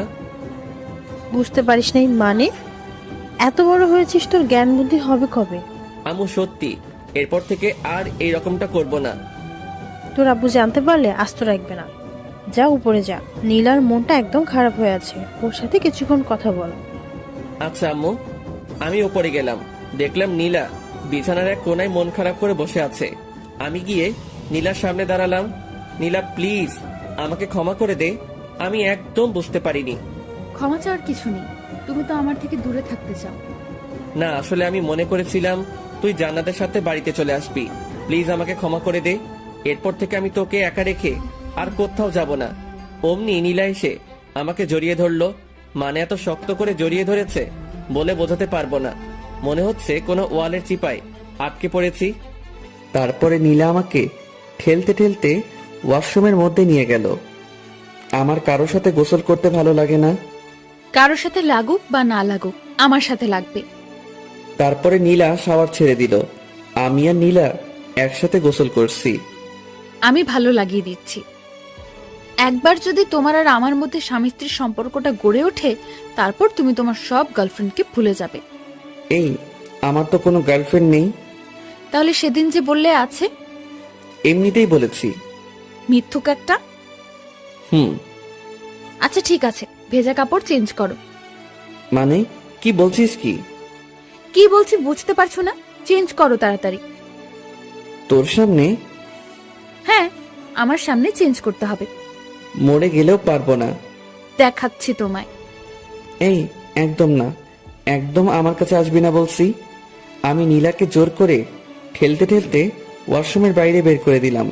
তারপর আমি চেঞ্জ করে নীলাকে বললাম ভিতরে গিয়ে চেঞ্জ করে আয়। ভেতরে যাব না, এখানেই চেঞ্জ করব। তোর লজ্জা শরম বলতে কিছু নেই? তোমার সামনে আবার কিসের লজ্জা শুনি? শুধু আমার সামনে না, তোর কারো সামনে লজ্জা নেই। আমি বুঝতে পেরেছি। আচ্ছা, লজ্জা যখন নেই তাহলে দেখো। এই বলে নীলা আমার সামনে, আমি অন্যদিকে তাকাইলাম। ছি, তুই এইরকম? আমি আগে জানতাম না। নীলা আমাকে পেছন থেকে জড়িয়ে ধরে বলল, কি রকম গো? লজ্জা শরম বিবেকহীন একটা মেয়ে। আচ্ছা হয়েছে, এবার আমার চেনটা আটকে দাও। আমি অবাক হয়ে নীলার দিকে তাকাইলাম। দেখলাম নীলা একটা 3 পিস পরেছে আর আমাকে চেইন আটকে দিতে বলছে। এই শোন, এগুলো আমি পারি না। পারে না বললে হবে না, তাড়াতাড়ি আটকে দাও বলছি। পারবো না বললাম না। আম্মুকে কিন্তু ডাক দিব আর বলবো সিম্পল আমার এইটুকু কাজ করে দাও না, তখন তোমাকে বকাবকি করবে। এই শোন, আমার সামনে ভালোভাবে থাকবি। ভালোভাবে থাকবো মানে? মানে তোর অন্য কোথায়? এই যে বিছানায়। ওই চুপ, আমার সামনে একদম ভালোভাবে থাকবি, নয়তো থাকবি না। নীলা একেবারে আমার ঠোঁটের কাছে ঠোঁট নিয়ে এসে বলল, তোমার সামনে থাকতে হলে আমাকে কি ওড়না নিয়ে থাকতে হবে নাকি? আমি নীলাকে ধাক্কা দিয়ে বললাম, আমি যেটা পছন্দ করি সেটা করলে তোর পক্ষে ভালো হবে। ঠিক আছে, লাঞ্চ করব, চলো। চল। এই যে, কোথায় যাব? আম্মু তো রুমে খাবার দিয়ে গেছে। কখন দিয়ে গেল? তুমি যখন ড্রেস চেঞ্জ করছিলে ওয়াশরুমে, তখন আম্মু এসে খাবার দিয়ে গেছে। ও আচ্ছা। তারপর আমি লাঞ্চ করতে শুরু করলাম। এই, তুমি কেমন? আমাকে ডাকছো না কেন? তোকে ডাকার কি আছে? তুই দেখতে পাচ্ছিস না খাবার এখানে? তাই বলে তুমি একা একা খাবে? আমাকে একবারও ডাকবে না? শোন, এত ঢং দেখার সময় নেই। তোর ইচ্ছা হলে খাবি, নয়তো খাবি না। নীলা আমার কাছে আসলো, এসে বলল, আমাকে খাইয়ে দাও। শখ কত? খাইয়ে দাও বলতেছি। কখনোই না। না খাইয়ে দিলে আমি কিন্তু তোমাকে বিরক্ত করব। বিরক্ত করি মানে? দেখবে। আমি কোনো কথা বললাম না, চুপচাপ খেয়ে যাচ্ছি। নীলা এসে আমার কোলের উপর বসলো। এই, কি হচ্ছেটা কি? নাম বলছি। বললাম তো, খাইয়ে না দিলে বিরক্ত করব। আমি কখনোই তোকে খাইয়ে দেব না, নাম বলছি। না খাইয়ে দিলে আমিও নামবো না। শেষবারের মতো বলছি, নাম বলছি, না হলে কিন্তু ফেলে দেব। ফেলে দিলে তো আম্মু আছে, আম্মুকে ডাকবো। তারপর কি হবে বুঝতেই পারছো। কি করব? এমন দুষ্টু মেয়ে আমি কখনো দেখিনি। আচ্ছা ঠিক আছে, নাম, আমি খাইয়ে দিচ্ছি। প্রথমেই খাইয়ে দিতে বললাম, দিলে না। এখন আমিও নামবো না। যত তাড়াতাড়ি খাইয়ে দিবে তত তাড়াতাড়ি নামবো, আর না হলে দিও না। আমার তো থাকতে ভালোই লাগছে। আর কি করব? নীলাকে খাইয়ে দিতে শুরু করলাম। না খাইয়ে দিলে তো আর নামবে না। আমি নীলাকে খাইয়ে দিচ্ছি, আর নীলা শুধু বারবার আমার হাতে কামড় দিচ্ছে। আমি চুপচাপ সব সহ্য করছি। তাড়াতাড়ি খাইয়ে না দিলে আমার কোল থেকে নামবে না। আচ্ছা, আমার খাওয়া শেষ, এবার তুমি খাও। আমি হাত ধুয়ে নিচ্ছি। এই, তুমি শেষ করলে কেন? খাও বলছি। শোন, এত অত্যাচার রিমান্ডের আসামিকেও করে না, আর আমার খাওয়ার ইচ্ছা শেষ। তুমি এমন বলো না, আমি তোমাকে আর জ্বালাবো না। প্লিজ তুমি খেয়ে নাও। কোথা শেষ বললাম না? আচ্ছা, আমি তোমাকে খাইয়ে দিচ্ছি। কোনো দরকার নেই। আমি চুপচাপ বিছানায় গিয়ে শুয়ে পড়লাম। আমার কথা শুনলে না তো? আচ্ছা, দেখাচ্ছি। আগে প্লেটগুলো পরিষ্কার করে আসি। একটু একটু ঘুম পাচ্ছে, ঘুমিয়ে পড়বো। এই মুহূর্তেই আবার রিমান্ড শুরু। মানে নীলা এসে খুব জোরে দরজা আটকে দিল। এই, এত শব্দ করছিস কেন? আর দরজা আটকে দিলি কেন? আমি কখনো দরজা আটকে দেই না। এখন আমি এসেছি, এখন থেকে দরজা আটকে দিতে হবে। আটকে দিতে হবে মানে? না মানে, এখন তো আমরা রোম্যান্স করব। যদি কেউ রুমের মধ্যে চলে আসে, তাই আটকে দিলাম। শোন, এখন আমি ঘুমাবো, একদম আমাকে বিরক্ত করবি না। বিরক্তি দেখছোটা কি? তুমি তো আমার একটা কথাও শুনো না। এখন তোমাকে দেখাচ্ছি। এই বলে নীলা আমার পেটের উপর উঠে বসলো। দেখ পিচ্ছি, আমাকে বিরক্ত করিস না। আমি না তোমার বউ? আমি ছাড়া তোমাকে কে বিরক্ত করবে, আদর করবে শুনি? লাগবে না তোর কোনো আদর। দেখো, তুমি কি চাও আমি আম্মুকে সব বলে দেই? বলে দেই মানে? এই যে আমাদের মধ্যে কোনো সম্পর্ক গড়ে ওঠেনি, এগুলো আম্মুকে বলে দেই। আমি কোনো কথা বললাম না। দেখো, আমি তোমার ভালোবাসা পাওয়ার চেষ্টা করছি। এমন কিছু করো না যাতে জোর করে সবকিছু আদায় করতে হয়, ঠিক আছে? অন্যদিকে তাকিয়ে শুয়ে রইলাম। নীলা আমার উপর শুয়ে পড়লো। তারপরে শুরু করলো পিচ্চির অত্যাচার। মানে গলায় গালে কিস করতে শুরু করলো, আবার পুরুষত্ব জেগে উঠতে শুরু করলো। আমি অনেক কষ্টে নিজেকে কন্ট্রোল করছি।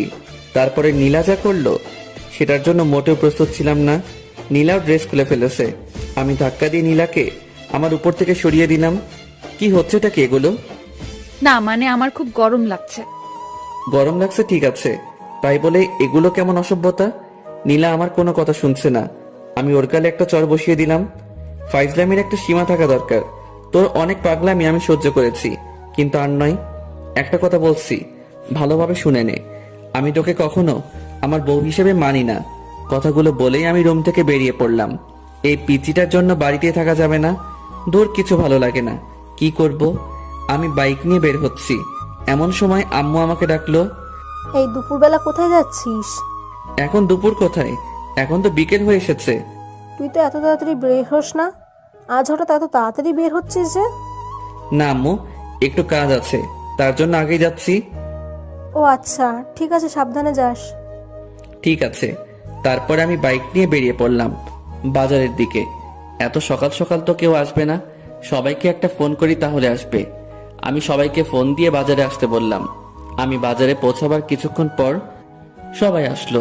তারপরে জমিয়ে আড্ডা দিতে শুরু করলাম। আজ একটু বেশি রাত করে ফেলেছি, মানে 10টা বেজে গেছে।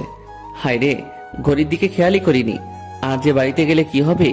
এমনিতেই দুপুরে আম্মু অনেক বকাবকি করেছে, তাড়াতাড়ি বাড়িতে যেতে হবে। আমি সবাইকে বাড়িতে যেতে বললাম। সবাই নিজ নিজ বাড়িতে চলে যাচ্ছি। বাড়িতে পৌঁছাতে আমার 10:30 বেজে গেছে। অনেক ভয়ে ভয়ে কলিং বেল দিলাম। আম্মু এসে দরজা খুলে দিল। আম্মু সরাসরি আমার কান ধরলো। এই বিলাই, কয়টা বাজে এখন? 10:30 আম্মু। খুব তো বড় গলায় বলেছিস 10:30। তোকে না আমি 9টার মধ্যে বাড়ি আসতে বলেছি। আসলে আব্বু, আজকে একটু আশিকের বাসায় ছিলাম, তাই আসতে আসতে একটু দেরি হয়ে গেছে। আচ্ছা হয়েছে, যা ফ্রেশ হয়ে আয়, ডিনার করবি। ঠিক আছে আব্বু, আজকের মতো মিথ্যা বলে বেঁচে গেলাম। তারপরে আমি ফ্রেশ হয়ে ডিনার করতে আসলাম। এ কি, তুই একা আসলি যে? নীলাকে ডেকে আনলি না? আমি মনে করেছি ও নিচে আছে। আচ্ছা, ডেকে আনছি। নীলাকে ডাকতে গেলাম। রুমের মধ্যে তো নীলাকে খুঁজে পাচ্ছি না। কোথায় গেল মেয়েটা? ওয়াশরুমে খুঁজলাম, নেই। তারপরে বেলকনিতে গেলাম, দেখলাম নীলা দাঁড়িয়ে আছে। নিচে চলো, আম্মু ডাকছে। আমার ক্ষুধা লাগেনি, আমি খাবো না। খাওয়ার জন্য নয়, তোকে ডাকছে। এই বলে আমি চলে আসলাম। নীলাও আমার পিছু পিছু আসলো। আম্মু, তুমি আমাকে ডেকেছো? অনেক রাত হয়েছে, আয় খেয়ে নে। আম্মু, আমার একদম ক্ষুধা লাগেনি। ক্ষুধা লাগেনি মানে? কি হয়েছে মা, বলতো? কই আম্মু, কিছু হয়নি তো। তোর মন খারাপ লাগছে? কি হয়েছে মা, আমাকে বল। না আম্মু, আমার কিছুই হয়নি, এমনিতেই ভালো লাগছে না। এদিকে আয় তো মা। আম্মু নীলাকে খাইয়ে দিতে শুরু করলো। আমি আর জান্নাত হা করে তাকিয়ে থাকলাম। না, হা করে তাকিয়ে থাকলে হবে না। দুপুরে একবার পিচিটার জন্য খেতে পারি নাই, এখন আমাকে খেতে হবে। অনেক ক্ষুধা লাগছে। ইমন শোন, কালকে বিকালে নীলাকে নিয়ে গিয়ে একটা ফোন কিনে দিস। ওর তো বাড়িতে কথা বলতে লাগে, আর ও তোকে ফোন দিয়ে তাড়াতাড়ি বাড়ি আসতে বলবে। তোকে তো ফোন না করলে তুই প্রত্যেক দিনই রাত 10টা বাজিয়ে দিস। ঠিক আছে আব্বু। তোর আম্মুর কাছ থেকে টাকা নিয়ে যাস। আচ্ছা। তারপরে আমি ডিনার শেষ করে রুমে গেলাম।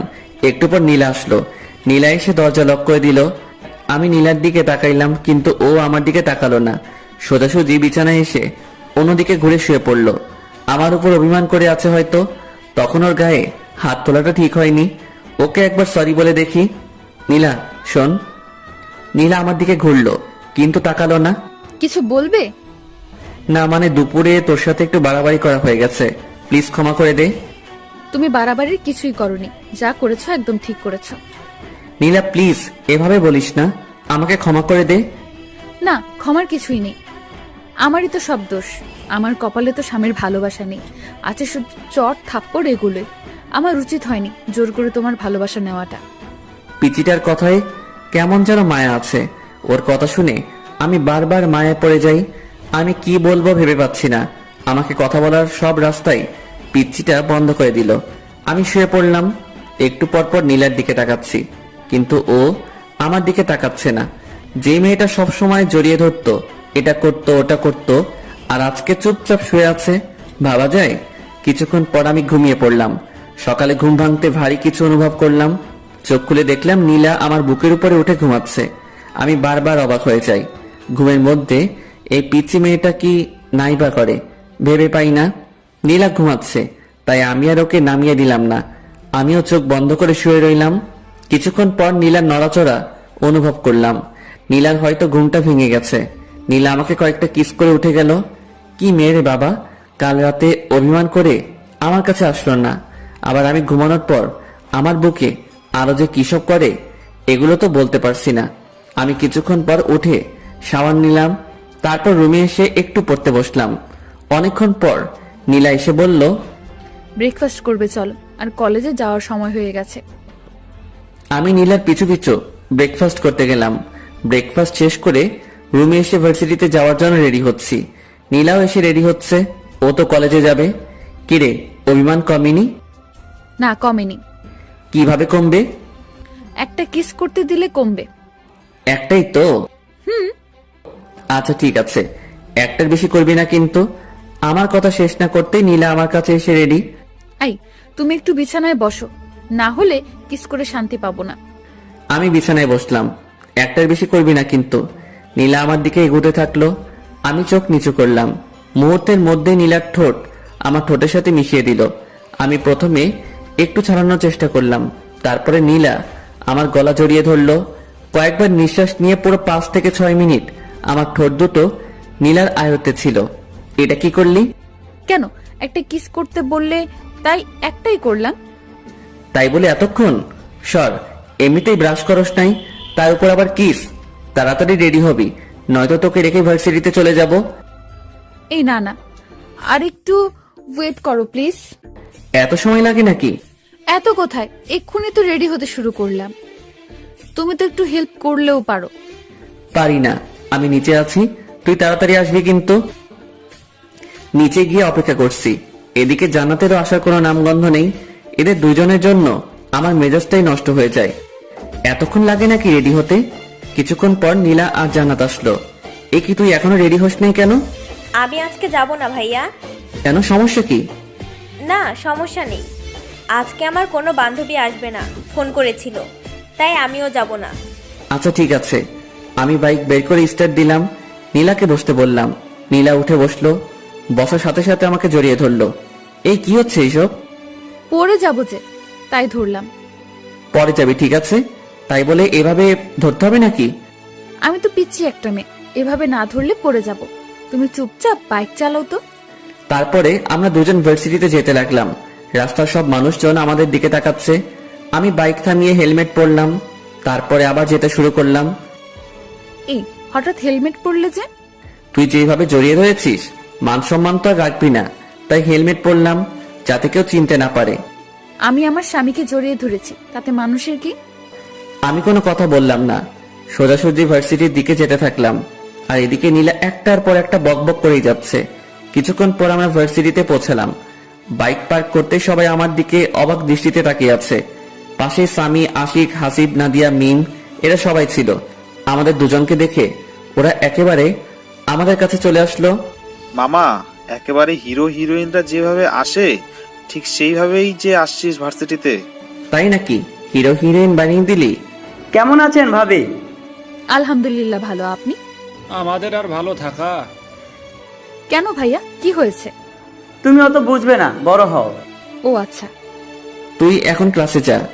ওমা, তুই তো তোর বউয়ের সাথে তুই করে কথা বলিস, এটা কেমন অভ্যাস? তোকে এত বুঝতে হবে না, ও একটা পিচ্চি। ওকে আমি যা বলবো ওকে তাই শুনতে হবে। এদিকে নীলা আমাকে আম্মুর ভয় দেখায়, আমাকেই ওর সব কথা শুনতে হয়। তাই বলে তুই তোর বউয়ের সাথে এইভাবে কথা বলতে পারিস না? চুপ থাক তুই। এই চল, প্রথম ক্লাস মিস করা যাবে না, প্রথমবার ক্লাস করছি, চল সবাই। আচ্ছা ঠিক আছে চল। তারপর আমরা সবাই ক্লাস করতে গেলাম। নীলাও গেল ক্লাস করতে। আমরা দুইটা ক্লাস করে বাইরে এসে আড্ডা দিচ্ছি, আর নীলা ওদিকে ক্লাস করেই যাচ্ছে। চল বাজারের দিকে যাই, সিগারেট না খেয়ে মাথাটা কেমন চক্কর দিচ্ছে। তোরা না কোনো দিনও ভালো হবি না, বুঝলি? এই, আমি ভালো হয়ে গেছি। তুই ভালো হবি এটাও আমাকে বিশ্বাস করতে হবে। বিশ্বাস অবিশ্বাস তোর কাছে। আমি তো বাজারে যাব না, আর সিগারেটও খাবো না। হতেই পারে বিয়ের পরে তুই সিগারেট খাওয়া ছেড়েই দিতে পারিস, বউয়ের শাসন বলে কথা না রে। বউয়ের শাসন মানে? ওর মতো একটা পিচ্চি মেয়ে আমাকে শাসন করবে? তুই এটা কিভাবে বলতে পারলি? না, হঠাৎ সিগারেট খাওয়া ছেড়ে দিলি তো, তাই আর বললাম। ওই তুই না কাল রাতে আমাদের সাথে সিগারেট খাইলি? শালা দিলি তো সব শেষ করে। আমি এদেরকে কোনো রকম বিশ্বাস করাচ্ছি যে আমি আর খাই না, আর তুই জল ঢেলে দিলি। আমি জানতাম ইমন কোনোদিনও সিগারেট খাওয়া ছাড়বে না, তাই কোনোদিনও ভালোও হবি না তুই, কুত্তা একটা। কি? আমাকে কুত্তা বললি? থাম, তোকে দেখাচ্ছি। এই বলে আমি নাদিয়াকে মারতে শুরু করলাম। ওর নরম গালে আস্তে আস্তে চর বসাতে ভালোই লাগে। দিলি তো মেকআপটা নষ্ট করে, যা সর এখান থেকে। আচ্ছা, তোর 2-3 ইঞ্চি মেকআপ আমি ঠিক করে দিচ্ছি, ওয়েট। আমি হাত দিয়ে ঘষে নাদিয়ার মুখ একেবারে এলোমেলো করে দিলাম। একটু সাইডে লক্ষ্য করলাম, দেখলাম নীলা চোখ বড় বড় করে দাঁড়িয়ে আছে। কি রে, তোর ক্লাস শেষ? বাড়িতে চলো। আচ্ছা ঠিক আছে চল। তারপরে আমরা সবাই নিজ নিজ বাড়িতে যেতে লাগলাম। নীলা দেখছি এবার আমাকে একটুও টাচ করছে না। আবার কি হলো? আসার সময় যেমন দুষ্টামি করছিল, ওর যে একটু পরপর কি হয় কিছুই বুঝতে পারি না। যাই হোক, বাড়ির দিকে যাই। কিছুক্ষণ পর আমরা বাড়িতে পৌঁছলাম। কলিং বেল দিতেই আম্মু দরজা খুলে দিল। আম্মু, তোমার ছেলে আজকে ভার্সিটিতে খুব বাজে কাজ করেছে। কি করেছে রে? তোমার ছেলেকে জিজ্ঞেস করো। এই, কি করেছিস তুই? কই কি করলাম? আমি তো কিছুই করি নাই। মিথ্যা বলছে আম্মু। আচ্ছা, কি করেছে তুই বল তো মা। তোমার ছেলে ভার্সিটির মেয়েদের মেকআপ ঠিক করে দেয় গালে হাত দিয়ে। নীলা এসব কি বলছে? আম্মু, ওইটা আমার বান্ধবী ছিল, আমরা ইয়ার্কি করছিলাম। গায়ে হাত দিয়ে কিসেরই আর কি? ফ্রেন্ডের মধ্যে তো একটু একটু এমন হয়। ঠিক আছে, কিন্তু গায়ে হাত দেওয়া যাবে না। এরপর থেকে যেন এরকম কথা না শুনি। ঠিক আছে আম্মু। তারপরে আমি রুমে গেলাম। আমার পিছু পিছু নীলাও রুমে আসলো। এই পিচ্ছি, তুই আম্মুকে বললি কেন? বলবোই তো, 100 বার বলবো। আমাকে বকা খাওয়াতে তোর ভালো লাগে? না, লাগে না। কিন্তু তুমি অন্য মেয়েদের গালে কেন হাত দিবে? ওটা তো আমার ফ্রেন্ড ছিল, ওর সাথে আমি মজা করছিলাম। তুমি মজা করো আর যাই করো, আমার ছাড়া অন্য কোনো মেয়ের গালে বা অন্য কোথাও স্পর্শ করতে পারবে না। কেন? তোর সমস্যা কোথায়? নীলা আমাকে জড়িয়ে ধরলো আর বলল, তুমি শুধু আমার, আমি ছাড়া কেউ তোমার ধারে কাছেও আসতে পারবেন না। ছাড় তো, এখন গোসল করব। ছাড়বো কেন? চলো, আমিও গোসল করব। না, আগে আমি, তারপরে তুই। বললাম না দুজন একসাথে। আমার কথা না শুনলে কি হবে সে তো দেখতেই পেলে একটু আগে। কবে মুক্তি পাবো তোর এই ঝামেলা থেকে? যেদিন আমাকে তোমার আপন করে নেবে সেদিনই তুমি মুক্তি পাবে। কোনোদিনও না। তাহলে কোনোদিনও মুক্তি পাবে না। আমি কোনো কথা না বলে ওয়াশরুমে গেলাম শাওয়ার নিতে।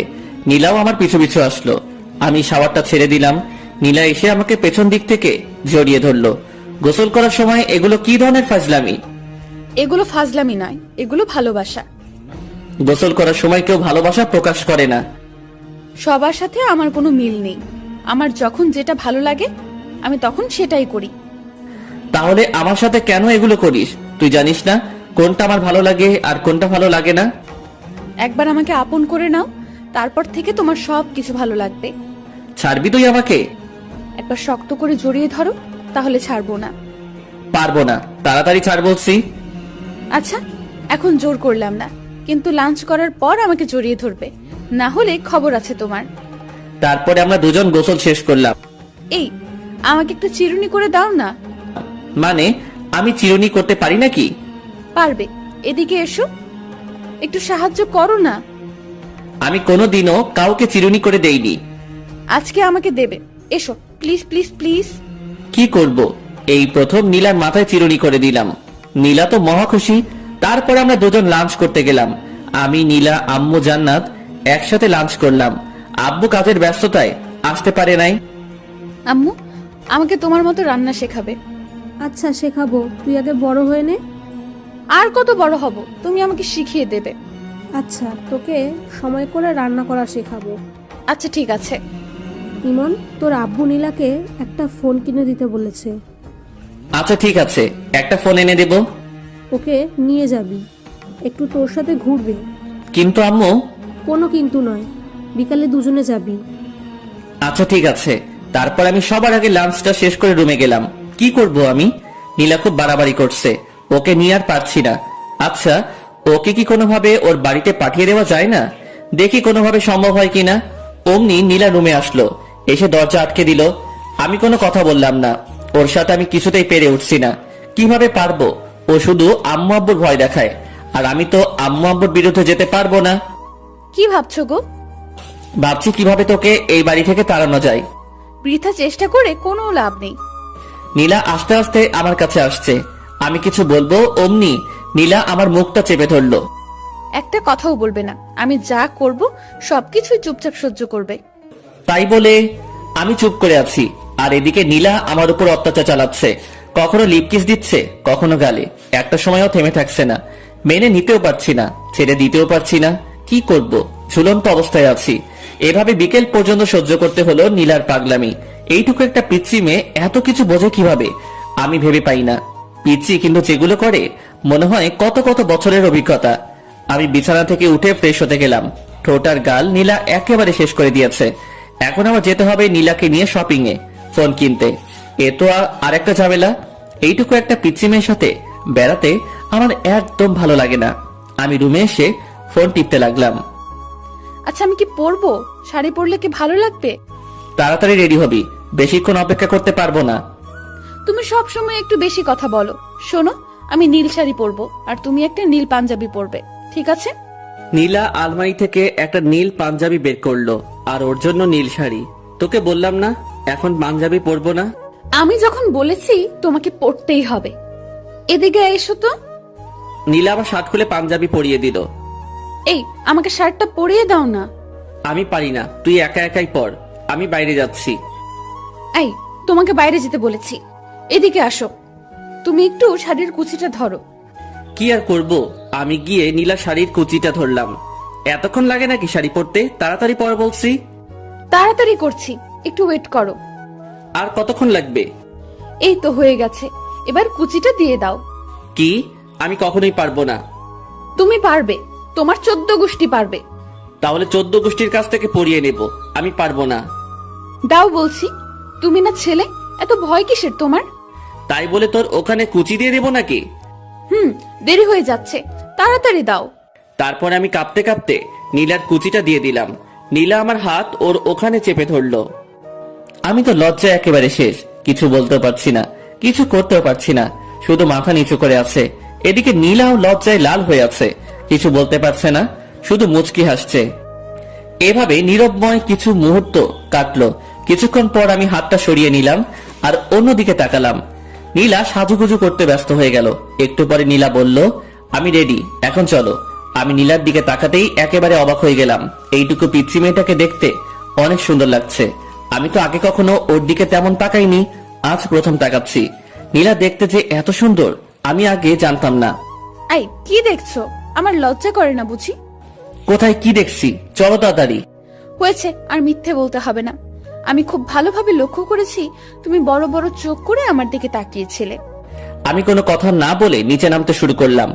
আম্মু আমাদের দুজনকে দেখে একেবারে অবাক হয়ে গেল। অবাক হবে না কেন? এভাবে কাছাকাছি ম্যাচিং কালারের ড্রেস পরা দেখলে যে কেউই তাকিয়ে থাকবে। মাশাআল্লাহ, তোদের দুজনকে দেখতে কিন্তু খুব ভালো লাগছে, খুব মানিয়েছে দুজনকে। হয়েছে, এবার টাকা দাও তাড়াতাড়ি। আমি আম্মুর কাছ থেকে টাকা নিয়ে বাইক বের করছি। এমন সময় নীলা বলল, আজ আমরা বাইকে যাব না, রিকশায় যাব। তোমার ইচ্ছে হলে তুমি আমার পিছু পিছু রিক্সা নিয়ে আসতে পারো। এগুলো কেমন কথা? হ্যাঁ, নীলা যখন বলছে রিকশায় যাবে, তোকে রিকশায় যেতে হবে। যা, রিকশায় করে যা। আম্মু, আমার রিক্সায় যেতে একদম ভালো লাগে না। অত আস্তে আস্তে কেউ যায়? এত কিছু বুঝি না, নীলামায়ের সাথে রিকশা করে যা। আচ্ছা ঠিক আছে আম্মু। তারপরে আমি আর নীলা বেরিয়ে পড়লাম। বাড়ির সামনে কিছুক্ষণ দাঁড়াতে একটা রিক্সা আসলো। আমরা রিক্সায় উঠলাম। নীলা আমার কাঁধে মাথা রেখে বক বক করে যাচ্ছে। আমি কোনো কথা বলছি না, চুপচাপ বসে আছি। কিছু বলো, চুপ করে আছো কেন? তোর সাথে কথা বলতে ইচ্ছে করে না? তো কার সাথে কথা বলতে ইচ্ছে করে? তুই চুপ করে থাকতো। আমার চুপ থাকতে ভালো লাগে না, সব সময় তোমার সাথে কথা বলতে ইচ্ছে করে। আচ্ছা তুই বলতে থাক, আমি চুপ করে থাকলাম। আর একটা কথা বলবো না। তারপরে নীলার বক বক শুনতে শুনতে পৌঁছে গেলাম মার্কেটে। কয়েকটা ফোন দেখলাম আর নীলার পছন্দ মতো একটা ফোন কিনে দিলাম। নীলা আমার সাথে সেলফি তুলতে চাইলো, কিন্তু আমি তুললাম না। নীলার জোড়াজোড়িতে ওর সাথে কিছুক্ষণ ঘুরতে হলো। ও জোর করেই কয়েকটা সেলফি তুললো। সন্ধ্যার পর আমরা বাড়ির দিকে রওনা দিলাম। বাড়িতে এসেই ড্রেসটা চেঞ্জ করে ফ্রেশ হয়ে নিলাম। জান্নাত আসলো রুমে। নীলা আর জান্নাত বসে বসে গল্প করছে। আমি ফেসবুকিং করছি। আজ সময় কাটছে না। আজ বন্ধুদের সাথে আড্ডা দিতে যাইনি, তাই একদম ভালো লাগছে না। সিগারেট না খেলে মাথায় কেমন চক্কর মারে। রাতে ডিনার করে এসে শুয়ে পড়েছি। নীলা এসে পাগলামি শুরু করেছে। আমি নীলাকে ছাড়তে বলছি, কিন্তু নীলা আমাকে ছাড়ছে না। দেখো, তুমি আমার স্বামী, আর আমি আমার স্বামীকে একটু আদর করব। মানে কি বলছিস তুই? মানে আজকে আমাদের স্বামী স্ত্রীর সম্পর্ক গড়ে উঠবে। কখনোই না। তুমি আর কতদিন আমাকে কষ্ট দেবে? আমি কাউকে কষ্ট দিই না। কেন তুমি আমাকে কষ্ট দিচ্ছ না? জানি না, আমার একদম ভালো লাগছে না। আমি ঘুমাবো, বিরক্ত করিস না প্লিজ। কিছুক্ষণ পর আমি ঘুমিয়ে পড়লাম। সকালে ঘুম থেকে উঠে একটু অসুস্থ লাগছে, কেমন জ্বর জ্বর লাগছে। নীলা আজকে আগে উঠে গেছে ঘুম থেকে। উঠে তো নীলাকে দেখতে পেলাম না। কিছুক্ষণ পর নীলা রুমে আসলো, এসে বলল, কখন ঘুম থেকে উঠবে? ভার্সিটিতে যাওয়ার সময় হয়ে গেছে, ওঠো তাড়াতাড়ি। তুই আর জান্নাত যা, আজকে আমি যাব না, একটু অসুস্থ লাগছে। কি হয়েছে তোমার? একটু জ্বর জ্বর লাগছে। কই দেখি। এ কি, তোমার তো ভীষণ জ্বর। তারপরে নীলা আমাকে ধরে ওয়াশরুমে নিয়ে গেল। আমি ফ্রেশ হয়ে আসলাম। নীলা আমার জন্য খাবার নিয়ে আসলো। আমাকে জোর করে ও নিজের হাতে খাইয়ে দিল। তারপরে ওষুধ খাইয়ে দিল। নীলার সেবা যত্নে আমি খুব তাড়াতাড়ি সুস্থ হয়ে গেলাম। এই কয়দিন আমি বুঝলাম নীলা সত্যি আমাকে খুব ভালোবাসে। নীলাকেও আমার ভালো লাগতে শুরু করে। আমি ভাবছি নীলাকে আমি আপন করে নেব, আস্তে আস্তে ওকে আপন করে নেব। হুট করে যদি একবার চেঞ্জ হয়ে যায় তাহলে কেমন লাগবে? তার চেয়ে বরং আস্তে আস্তে নীলার কাছে যাই। অসুস্থ থাকায় 2 দিন থেকে ভার্সিটিতে যাওয়া হয়নি, বন্ধু বান্ধবের সাথে আড্ডা দেওয়া হয়নি। আজ বিকেলে বাজারে গেলাম আড্ডা দিতে। সন্ধ্যা হয়ে এসেছে, এমন সময় নীলা আমাকে ফোন করলো। হ্যালো, কোথায় আছো তুমি? এই তো বাজারে আছি। তাড়াতাড়ি বাড়িতে চলে এসো। আচ্ছা, আসছি একটু পর। তুমি এখনো পুরোপুরি সুস্থ হওনি, তাড়াতাড়ি আসো প্লিজ। আচ্ছা ঠিক আছে। বন্ধুদের সাথে আড্ডা দিয়ে 8টার দিকে বাড়িতে গেলাম। কলিং বেল দিলাম, নীলা এসে দরজা খুললো। এই, তোমাকে না তাড়াতাড়ি আসতে বললাম? তাড়াতাড়িতে চলে আসলাম। এটা তাড়াতাড়ি আসা হলো? রাত 8টা পেরিয়ে গেছে। রাত 8টা আবার দেরি হলো নাকি? আচ্ছা ঠিক আছে, তাড়াতাড়ি ফ্রেশ হয়ে আসো। আচ্ছা ঠিক আছে। পরে আমি ফ্রেশ হয়ে রুমে আসলাম। কি হয়েছে, এত তাড়াতাড়ি বাড়িতে ডাকলি কেন? কিছু হয়নি, তোমাকে একটু আদর করব তাই বাড়িতে আসতে বললাম। আদর মানে? আদর বোঝো না? আচ্ছা দেখাচ্ছি। আজ নীলাকে দেখতে একদম অন্যরকম লাগছে। কেমন ছটফট করছে আমার ভালোবাসা পাওয়ার জন্য। নীলা আমাকে জড়িয়ে ধরে বিছানায় শুইয়ে দিল। আমি তেমন রিয়েক্ট করলাম না। নীলা আস্তে আস্তে আমার খুব কাছে চলে আসলো। দুজনের নিঃশ্বাস দুজনের মুখের উপরে পড়ছে। আমি নীলার চোখের ভাষা বুঝতে পারলাম, কিন্তু ওর কাছে এগিয়ে গেলাম না। নীলা শুধু ছটফট করছে। আমি সবকিছু বুঝেও নীলার কাছ থেকে সরে গেলাম। আর কত কষ্ট দেবে আমাকে? একবার আসো আমার কাছে। আমি মনে মনে বলছি, হারে পিচ্ছি, আস্তে আস্তেই তোর খুব কাছে চলে যাব, আপন করে নেব তোকে। তুই শুধু একটু ধৈর্য ধর। কিছু বলছো না কেন? আমার কষ্টটা একবার বোঝার চেষ্টা করো। আমি কোনো কথা বললাম না। কি বলবো? আমি যে হঠাৎ করে নীলার কাছে যেতে পারছি না। নীলাকে খুব শক্ত করে জড়িয়ে ধরতে ইচ্ছে করলো। আলতো করে ওর কানের কাছে মুখ নিয়ে বলতে ইচ্ছে করলো, আমিও যে তোকে ভালোবাসি ফেলেছি পিচ্ছি। কিন্তু অজানা এক বাধায় সবকিছু আটকে গেল, কিছুই করতে পারলাম না। আম্মু এসে আমাদের ডিনার করার জন্য ডাকলো। আমি আর নীলা নিচে গেলাম ডিনার করতে। আব্বু চলে এসেছে। আমরা সবাই একসাথে ডিনার শেষ করলাম। রুমে এসে বসে আছি, মানে নীলার জন্য অপেক্ষা করছি। নীলা একটু পরে আসে। আম্মুকে মনে হয় একটু একটু হেল্প করে, তাই আসতে একটু দেরি হয়। কিছুক্ষণ পর নীলা আসলো, হাতে 1 গ্লাস পানি আর ওষুধ নিয়ে। এখন আমার ওষুধ কেন? সুস্থ হলেও ওষুধ খেতে হয়। ওষুধ খেলে আর অসুস্থ হবে না, না হলে অসুস্থ হওয়ার সম্ভাবনা থাকে। আমি তো সুস্থ হয়ে গেছি। আমি একদম সুস্থ, এখন ওষুধ খাওয়া লাগবে না। বেশি কথা বলো না তো, দেখি আমি খাইয়ে দেই। তারপরে নীলা আমাকে ওষুধ খাইয়ে দিল। ওষুধ খাওয়ার সাথে সাথে আমার মাথাটা কেমন ঝিমঝিম করছে। বুঝলাম না নীলা আমাকে কি খাওয়ালো। কেমন অলসতা বিরাজ করতে শুরু করলো। মনে হচ্ছে নীলা হয়তো আমাকে ঘুমের ওষুধ খাওয়ালো। কিন্তু নীলা আমাকে ঘুমের ওষুধ খাওয়াতে যাবে কেন? নীলা আমার কাছে আসলো, এসে বলল, আজ তোমাকে আমি আপন করে নেব, কেউ আটকাতে পারবে না। আমি বুঝতে পারলাম নীলা আমাকে ঘুমের ওষুধ খাইয়েছে, কিন্তু নীলা আমার কাছে আসার জন্য এটা করতে পারলো? আমি কিছুই করতে পারছি না, ভীষণ ঘুম পাচ্ছে। নীলা আমার কাছে আসলো, এসে আমার শার্টটা খুলে দিল। নীলাকে আটকাতে পারছি না, মানে ঘুমের ওষুধ খাওয়ার পর আমি কোনো শক্তি পাচ্ছি না। নীলা আস্তে আস্তে আমার খুব কাছে চলে আসলো। আমি কিছুতেই মানতে পারছি না নীলা আমাকে ঘুমের ওষুধ খাইয়ে এগুলো করছে। তারপরে নীলা আমাকে কিস করতে শুরু করলো। আজ নীলার হাত থেকে আমার নিস্তার নেই, একেবারে শেষ করে ফেলবে। নীলা ওর ড্রেস খুলে ফেললো। এখন আমাদের দুজনের শরীরে একটা সুতা পর্যন্ত নেই। নীলা আমার খুব কাছে চলে আসলো। আমি নীলাকে আটকাতে পারলাম না, সবকিছু শেষ করে ফেললো।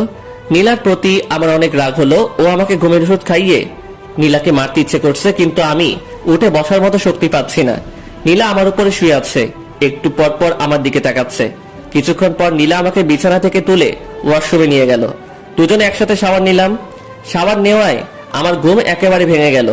আমার নিজের প্রতি অনেক রাগ হতে শুরু করলো। নীলা আমার সাথে এগুলো করলো, অথচ আমি ওকে আটকাতে পারলাম না। আমি ড্রেস চেঞ্জ করে রুমে চলে আসলাম।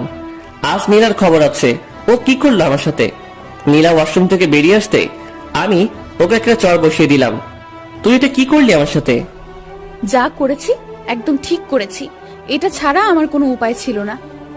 নীলার কথা শুনে আমার রাগ আরো বেড়ে গেল। আমি খাটের রেলিং খুলে নীলাকে মারতে শুরু করলাম। অনেক মারলাম নীলাকে। মারতে মারতে লোহার রেলিংটা ভেঙে ফেললাম। নীলা কাঁদতে কাঁদতে বলল, তোমাকে আপন করে নেওয়া কি আমার অপরাধ? আমি কি আমার স্বামীর ভালোবাসা কোনোদিনও পাবো না? কেন বিয়ে করেছো আমাকে? আমার কি একটা স্বপ্ন থাকতে পারে না? তুই আমার চোখের সামনে থেকে সর। তোর মতো পিচ্চি মেয়েকে আমার সহ্য হয় না। আমি কখনো তোকে বিয়ে করতে চাইনি। আম্মু আব্বু আমাকে জোর করে তোর সাথে বিয়ে দিয়েছে। আসলেও তো তোমাকে তো জোর করে বিয়ে দিয়েছে। জোর করে তো আর ভালোবাসা পাওয়া যায় না। আমি এটা ভুলেই গিয়েছিলাম। মুক্ত করে দিচ্ছি আমি তোমাকে। আর কখনো বিরক্ত করব না। চলে যাব আমি তোমার কাছ থেকে অনেক দূরে। আমাকে প্লিজ ক্ষমা করে দিও। আর কখনো তোমাকে এই পিচ্চির জ্বালা সহ্য করতে হবে না। মুক্ত করে দিলাম। খুব ভালোবাসি তোমায়। আমি কোনো কথা বললাম না। নিজের প্রতি নিজেরই ঘৃণা জন্মালো। আমি নীলা কি মারলাম?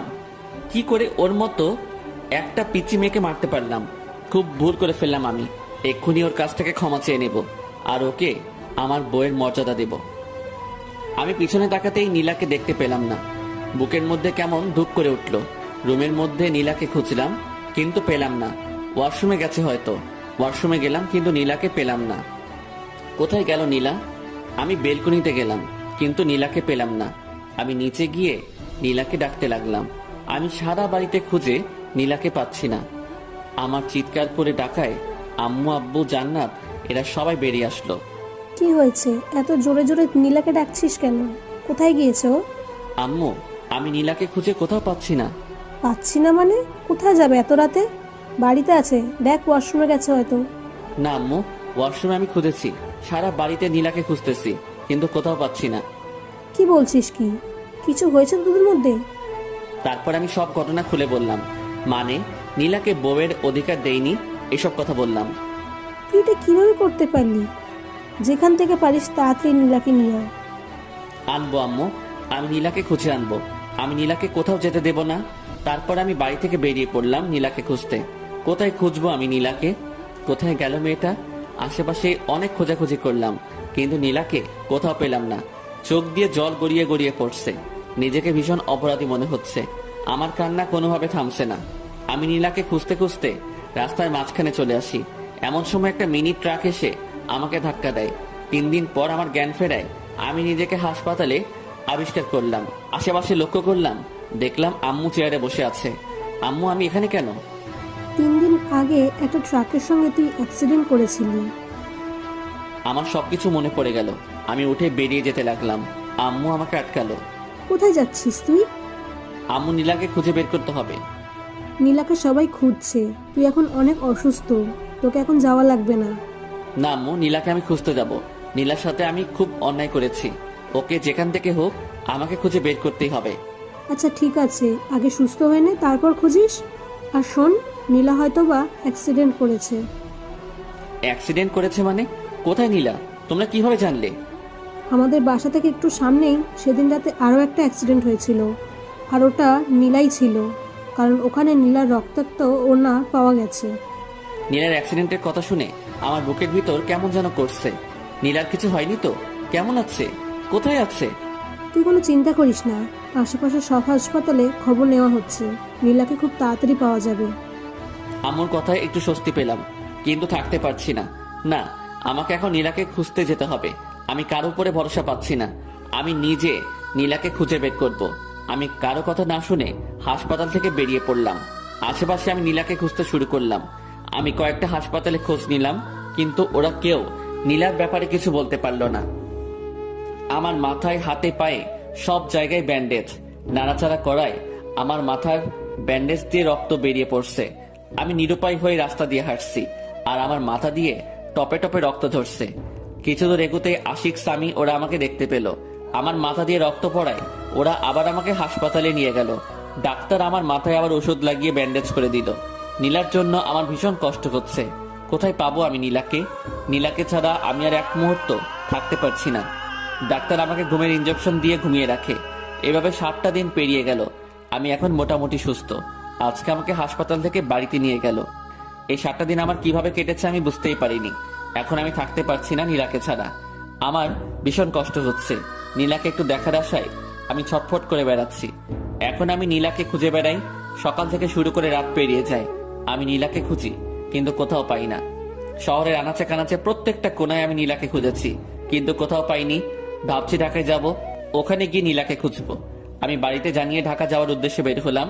রাজশাহী থেকে ঢাকাতে যেতে 6 ঘন্টার মতো সময় লাগে। নীলার কথা ভাবতে ভাবতে আর নীলাকে খোঁজার আশায় আমি ঢাকায় পৌঁছে গেলাম। ঢাকায় গিয়ে একটা হোটেলে রুম নিলাম। তারপর নীলাকে খুঁজতে শুরু করলাম। প্রথমে শহরের হাসপাতালগুলোতে নীলার খোঁজ করতে শুরু করলাম। সারাদিন নীলাকে খুঁজি, মাঝরাত পর্যন্ত খুঁজে বেড়াই। আবার হোটেলে ফিরে আসি গভীর রাতে। নীলাকে কোথাও খুঁজে পাই না। রাতে বাসায় ফিরে ঘুম আসে না। নীলার কথা ভাবতে ভাবতে সকাল হয়ে যায়। এভাবে 1 মাসের মতো আমি নীলাকে খুঁজি কিন্তু পাই না। 1 মাস নিয়মিত ঘুম না পাড়ায় আমি একটু অসুস্থ হয়ে পড়লাম। আমি বাড়িতে ফিরে আসলাম। সবার কাছে নিজেকে অপরাধী মনে হয়। আমি সত্যি বড় অপরাধী। আমি নীলার সাথে অনেক অপরাধ করেছি। চাচা চাচির সামনে নিজের মুখ দেখাবো কিভাবে? ওদের একমাত্র মেয়ে, ওরা কত কষ্ট আছে। আমার ভীষণ কষ্ট হয়। যদি কাউকে দেখাতে পারতাম তাহলে সেই বুঝতো আমার ভেতরটা। রুমে শুয়ে আছি, এমন সময় আম্মু আসলো খাবার নিয়ে। ঢাকায় গিয়ে তো নিজের শরীরের অবস্থা একেবারে শেষ করে ফেলেছিস। শোন, যা হয়েছে সেটা তোর ভাগ্য ছিল। তুই দেখিস নীলা একদিন ঠিক ফিরে আসবে। আমি আম্মুকে জড়িয়ে ধরে কান্না করতে শুরু করলাম। আমার ভীষণ কষ্ট হয়, ভীষণ। আমি বুঝতে পারি, তোর দিকে তাকালেই আমি সবকিছু বুঝতে পারি। আম্মু, এখন কি করব আমি? সবকিছু ঠিক হয়ে যাবে, তুই একটু ধৈর্য ধর। তারপরে আম্মু আমাকে খাইয়ে দিল। আমি বসে বসে নীলার সেই দুষ্টুমিগুলো ভাবছি। কত কিছুই না করতো একটু ভালোবাসা পাওয়ার জন্য। আজ আমি ওকে আমার সব ভালোবাসা দিতে চাই, কিন্তু আজ ও নেই। ওদিকে নীলা এখন দুবাইয়ে। নীলা সেদিন রাতে বাড়ি থেকে বের হওয়ার পর কোথায় যাবে, কি করবে, এসব ভাবতে ভাবতে রাস্তা দিয়ে হাঁটছিল। নীলা তো এই মুখ নিয়ে বাসায় ফিরে যেতে পারবে না। নীলা রাস্তা দিয়ে যাওয়ার সময় একটা কারের সাথে ধাক্কা খায়। নীলার মাথায় ভীষণ আঘাত পায়। গভীর রাত্রে রাস্তায় কেউ ছিল না। কারের ড্রাইভারটি নীলাকে তুলে হসপিটালে নিয়ে যায়। কারের ড্রাইভারটির নাম সাইদ। সাইদ নীলাকে হসপিটালে নিয়ে যাওয়ায় নীলাকে হালকা চিকিৎসা দেয়। ডাক্তার বলেন রোগীর মাথায় ভীষণ আঘাত লেগেছে, একটা অপারেশন করাতে হবে। আর আমরা এই গুরুত্বপূর্ণ অপারেশনটি করতে পারবো না। রোগীকে উন্নত চিকিৎসার জন্য ঢাকায় নিয়ে গেলে ভালো হয়। আর অপারেশনটা যত তাড়াতাড়ি হবে রোগীর জন্য ততই ভালো। অপারেশনে যদি কোনো ত্রুটি হয় তাহলে রোগীর স্মৃতিশক্তি হারিয়ে যেতে পারে। এমন সময় সাইদ পড়ল ভীষণ বিপদে। সাইদ কি করবে, কিভাবে নীলার ভালো অপারেশন করাবে? সাইদ তার বাড়ির লোকজনের সঙ্গে কথা বলবে। সাইদ সহ ওদের পরিবারের সবাই প্রবাসে বসবাস করে, মানে দুবাইয়ে থাকে। সাইদ বাংলাদেশে বেড়াতে এসেছে। সাইদের বাড়ির লোকজন বলল মেয়েটিকে নিয়ে দুবাই চলে আয়, এখানে ওকে উন্নত চিকিৎসা দিলে ও খুব তাড়াতাড়ি সুস্থ হয়ে যাবে। সাইদ ডাক্তারের সঙ্গে কথা বলে নীলাকে দুবাই নিয়ে যাওয়ার ব্যবস্থা করলো। নীলা মাথায় ভীষণ আঘাত পাওয়ায় জ্ঞান হারিয়ে ফেলেছে। এখনো পর্যন্ত নীলা অজ্ঞান হয়ে আছে। ওখান থেকে নীলাকে দুবাই নিয়ে যেতে একদিন সময় লাগলো। তারপর নীলাকে দুবাইয়ের সবচেয়ে ভালো একটা হসপিটালে শিফট করা হলো। দুবাইয়ের ডাক্তাররা নীলার অপারেশন করতে শুরু করলো। মাথায় আঘাত, খুব গুরুত্বপূর্ণ একটা অপারেশন। অপারেশন করতে প্রায় 3 ঘন্টার মতো সময় লাগলো। ডাক্তার বলেছে অপারেশন সাকসেসফুল, কিন্তু নীলার জ্ঞান ফিরতে অনেক দেরি হবে। নীলা কোমায় চলে গেছে। এখান থেকে জ্ঞান ফিরতে কত সময় লাগবে তা বলা সম্ভব নয়, তবে ডাক্তারদের ধারণা মতে 2-3 মাস সময় লাগতে পারে। এদিকে 1 মাস পেরিয়ে গেছে। আমি নীলাকে শহরের আনাচে কানাচে খুঁজে বেড়াই। কেউ নীলার একটু খোঁজও দিতে পারে না। রাত দিন এক করে আমি নীলাকে খুঁজে বেড়াই। আশা একটাই, নীলাকে আমি একদিন ঠিক খুঁজে পাবো। আব্বু পুলিশকে জানিয়েছিল। পুলিশেরও নীলাকে অনেক খোঁজার ব্যবস্থা করেছে, কিন্তু তারাও ব্যর্থ। এইভাবে নীলাকে খুঁজতে খুঁজতে আর বুকে কষ্টের পাহাড় জমিয়ে থাকতে থাকতে আরো 2টা মাস কেটে গেল। আজ 3 মাস পেরিয়ে গেল, নীলার কোনো খবর নেই। আমি এখনো নীলাকে খুঁজে বেড়াই। একদিন লাঞ্চ করছি, এমন সময় আম্মু বলল, দেখ, নীলাকে তো অনেক খুঁজলি, কোথাও পেলি না। ভাগ্যে থাকলে একদিন নীলা ঠিক ফিরে আসবে। তার চেয়ে বরং তুই আবার ভার্সিটিতে যা, ক্লাস কর, তোর সময় কেটে যাবে। আচ্ছা আম্মু, কালকে থেকে ভার্সিটিতে যাব। ওদিকে 3 মাস পর নীলার জ্ঞান ফিরল। ডাক্তাররা আগে থেকে বলেছিল যে আজকে বিকেল 3টা-4টার মধ্যে নীলার জ্ঞান ফেরার সম্ভাবনা রয়েছে। তাই সাইদ সহ ওর আব্বু আম্মু ওরা হসপিটালে এসে বসে থাকে নীলার জ্ঞান ফেরার আশায়। নীলার জ্ঞান ফিরে এসে দেখলো সে একটা হসপিটালে। আশেপাশে লক্ষ্য করতে দেখলো 3 জন বসে আছে। আমি এখানে কেন? আপনি এখন দুবাইয়ে আছেন। 3 মাস আগে আমার কারের সঙ্গে আপনার অ্যাক্সিডেন্ট হয়, আর আপনাকে উন্নত চিকিৎসার জন্য দুবাইয়ে আনা হয়। নীলার আস্তে আস্তে সবকিছু মনে পড়ে গেল। সাইদের মা নীলাকে উদ্দেশ্য করে বলল, কি নাম তোমার? আমার নাম নীলা। তোমার কি বাসার কথা কিছু মনে পড়েছে? হ্যাঁ, আমার সব কিছু মনে পড়ছে। খুব ভালো, তুমি কোনো চিন্তা করো না, তোমাকে তোমার বাসায় পৌঁছে দেওয়া হবে। নীলা মুখ গোমরা করলো। কি তোমার বাসার কথা বলায় তুমি মন খারাপ করলে কেন? কি হয়েছে তোমার? সবকিছু আমাকে খুলে বলো। তারপরে নীলা সবকিছু খুলে বলল। বুঝলাম, ছেলেটি এত খারাপ, তোমাকে এভাবে কষ্ট দিল। না, ওকে খারাপ বলবেন না, যতই হোক ও আমার স্বামী। এত কিছুর পরও তুমি ওকে স্বামী বলছো? হাজার অপরাধ করলেও আমার স্বামী, আমি ওকে ভীষণ ভালোবাসি। তাহলে তুমি এখন তোমার স্বামীর কাছে ফিরে যাও, এটাই তোমার জন্য ভালো হবে। না, ও আমাকে মেনে নেবে না, কারণ আমি অনেক পিচ্ছি। ও পিচ্ছি মেয়েদের পছন্দ করে না। তাহলে তুমি এখন কি করবে? যেদিকে দু চোখ যায় চলে যাব, কিন্তু আমি ওর কাছে কখনোই ফিরে যাব না। আচ্ছা, আজ থেকে তুমি আমার বাসায় থাকবে। আমার কোনো মেয়ে নেই, তুমি আজ থেকে আমার বাড়ির মেয়ে। নীলা কাঁদতে কাঁদতে আন্টিকে জড়িয়ে ধরলো। আন্টি, তোমরা খুব ভালো, খুব ভালো। আচ্ছা, আমাকে আন্টি বলে ডাকবে না, আজ থেকে আমাকে আম্মু বলে ডাকবে, ঠিক আছে? ঠিক আছে আম্মু। আরো 7 দিন পর নীলা পুরোপুরি সুস্থ হওয়ায় নীলাকে সাইদের বাসায় নিয়ে যাওয়া হলো। নীলা এখন নতুন বাবা মা পেল। এদিকে আমি ভার্সিটিতে যাওয়া শুরু করেছি। ভার্সিটিতে গিয়ে নিয়মিত ক্লাস করি। নীলার স্মৃতি আঁকড়ে আজও নীলাকে খুঁজে বেড়াই। নীলা সেই রক্তমাখা ওড়নাটা এখনো আমার কাছে আছে। ওড়নাটা সব সময় আমার কাছে রাখি। সেই রক্তমাখা ওড়না, এখন তো আর রক্ত নেই, সাদা ওড়না, লাল লাল সব দাগ আছে। সাইদের বাবার একটা নিজস্ব কোম্পানি আছে। নীলা সব সময় বাড়িতে বসে থাকে, তাই নীলা ওর নতুন আম্মুকে অনেক বুঝিয়ে ওদের কোম্পানিতে যায়। ওখানে নীলাকে সবাই ম্যাডাম বলে সম্মান দেয়।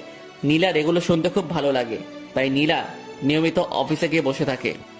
বসে বসে অফিসে বিভিন্ন কাগজপত্র সিরিয়াল করে। এভাবে চলতে থাকে আমার এবং নীলার দুই দিকে দুই পৃথিবী। নীলার একদিন হঠাৎ খুব বমি হয় আর সে মাথা ঘুরে পড়ে যায়। ডাক্তার নীলাকে চেক আপ করে বলে নীলা প্রেগনেন্ট। সেদিন রাতে আমাদের মিলন হয়, যার ফলে নীলা আজ প্রেগনেন্ট। নীলার বাচ্চাটিকে নষ্ট করে ফেলতে বলি, কিন্তু নীলা রাজি হয় না।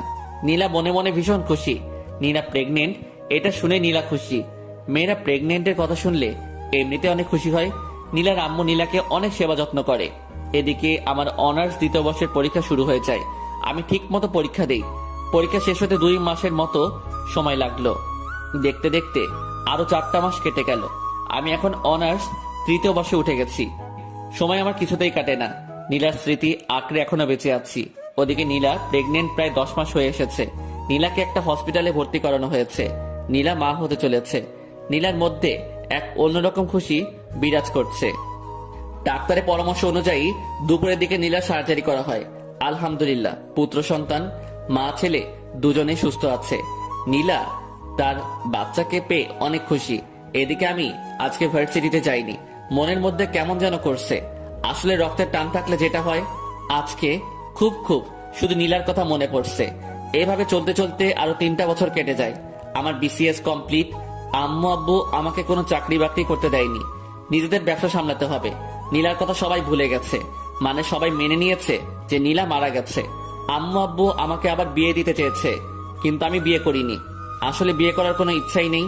নীলার স্মৃতি আঁকড়ে ধরে বেঁচে আছি, যদিও কাউকে বুঝতেই দেই না যে আমি আজও নীলাকে ভালোবাসি। এখন আমি অফিসে যাই, আব্বুর ব্যবসা সামলাই। আমাদের একটা ছোটখাটো কোম্পানি আছে। আব্বু এবং তার বন্ধু মিলে কোম্পানিটা চালায়। আমিও অফিসে গিয়ে অফিসিয়াল কিছু কাজ করি। রাতে ডিনার করছি, এমন সময় আম্মু বলল, তোর আবার বিয়ে দেবো, তোর জন্য মেয়ে খুঁজছি। দেখো আম্মু, এর আগে তোমাদের ইচ্ছায় বিয়ে করেছিলাম। এখন প্লিজ একটা রিকোয়েস্ট করছি, আমাকে আর বিয়ের কথা বলো না। আমি আর জীবনেও বিয়ে করব না। আমরা না এখন বুড়ো হয়ে যাচ্ছি, আমাদের কি নাতি নাতনির মুখ দেখার ইচ্ছে নেই?